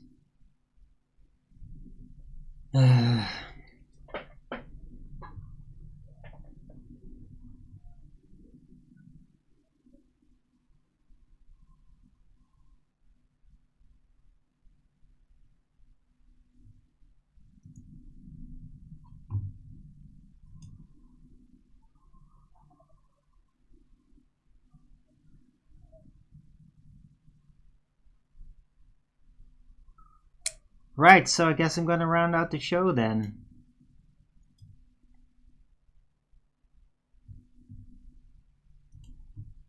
Okay.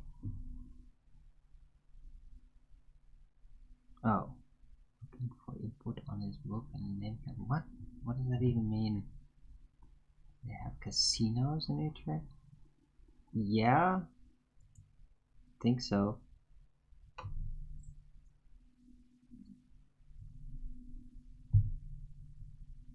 Why do you want to know?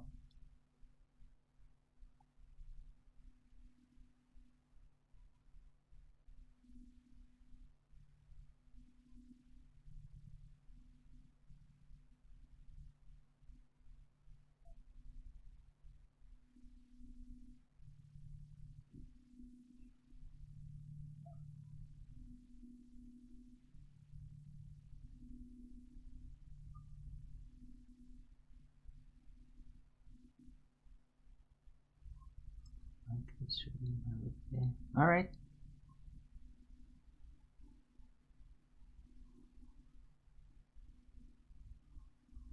Okay. Gambling is unhealthy. Yeah. Become a dealer. What are you talking about? Working at a casino? Really? I don't think they're hiring. I mean, casinos are not like flourishing here or anything. Since the economic decline, like, they're not doing so great. That was not a career choice I had thought of.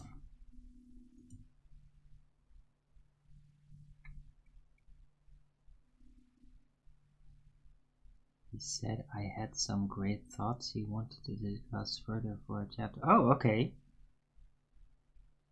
Well, hey, if Nathan wants to contact me and talk, he can do that. Sure.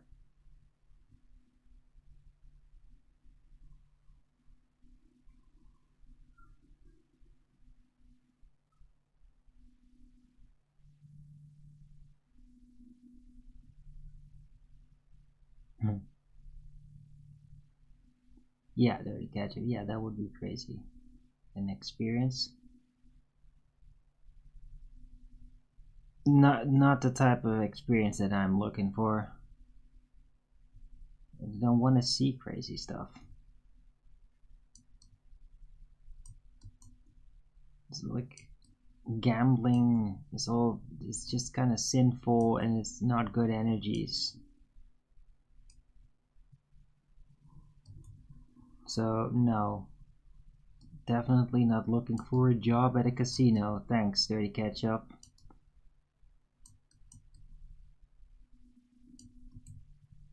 Right. Anyhow.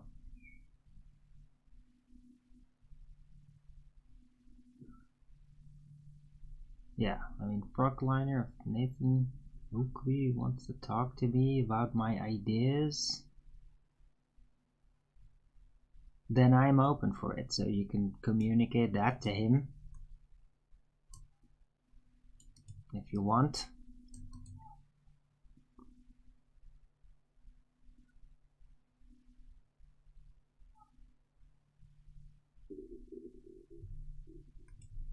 Right, you can technically direct message me on Discord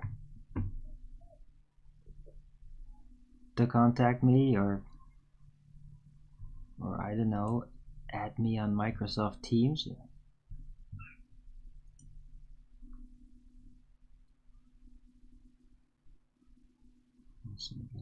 See about more details. Okay. Sure. I'm just saying that if Nathan wants to talk to me about things Flat Earth related, then I am open to it. Technically, I've always been open to that. But I'm not gonna go on his platform to do that and then get subjected to Neo and all that. I'm not doing that.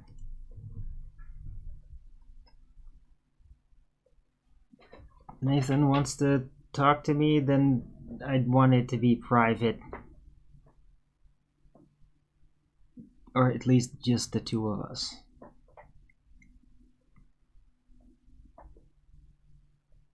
Right. Anyhow. Rounding out. So thanks everyone for coming. I hope you liked this show. If you did, then please don't forget to Rogan's it up. And if you haven't already, follow me here on Rumble and be here when I'm going live, which is normally 2 p.m. Amsterdam time every day.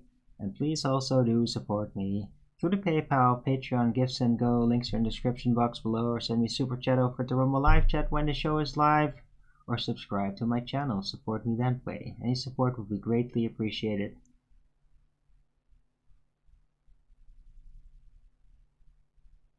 Right.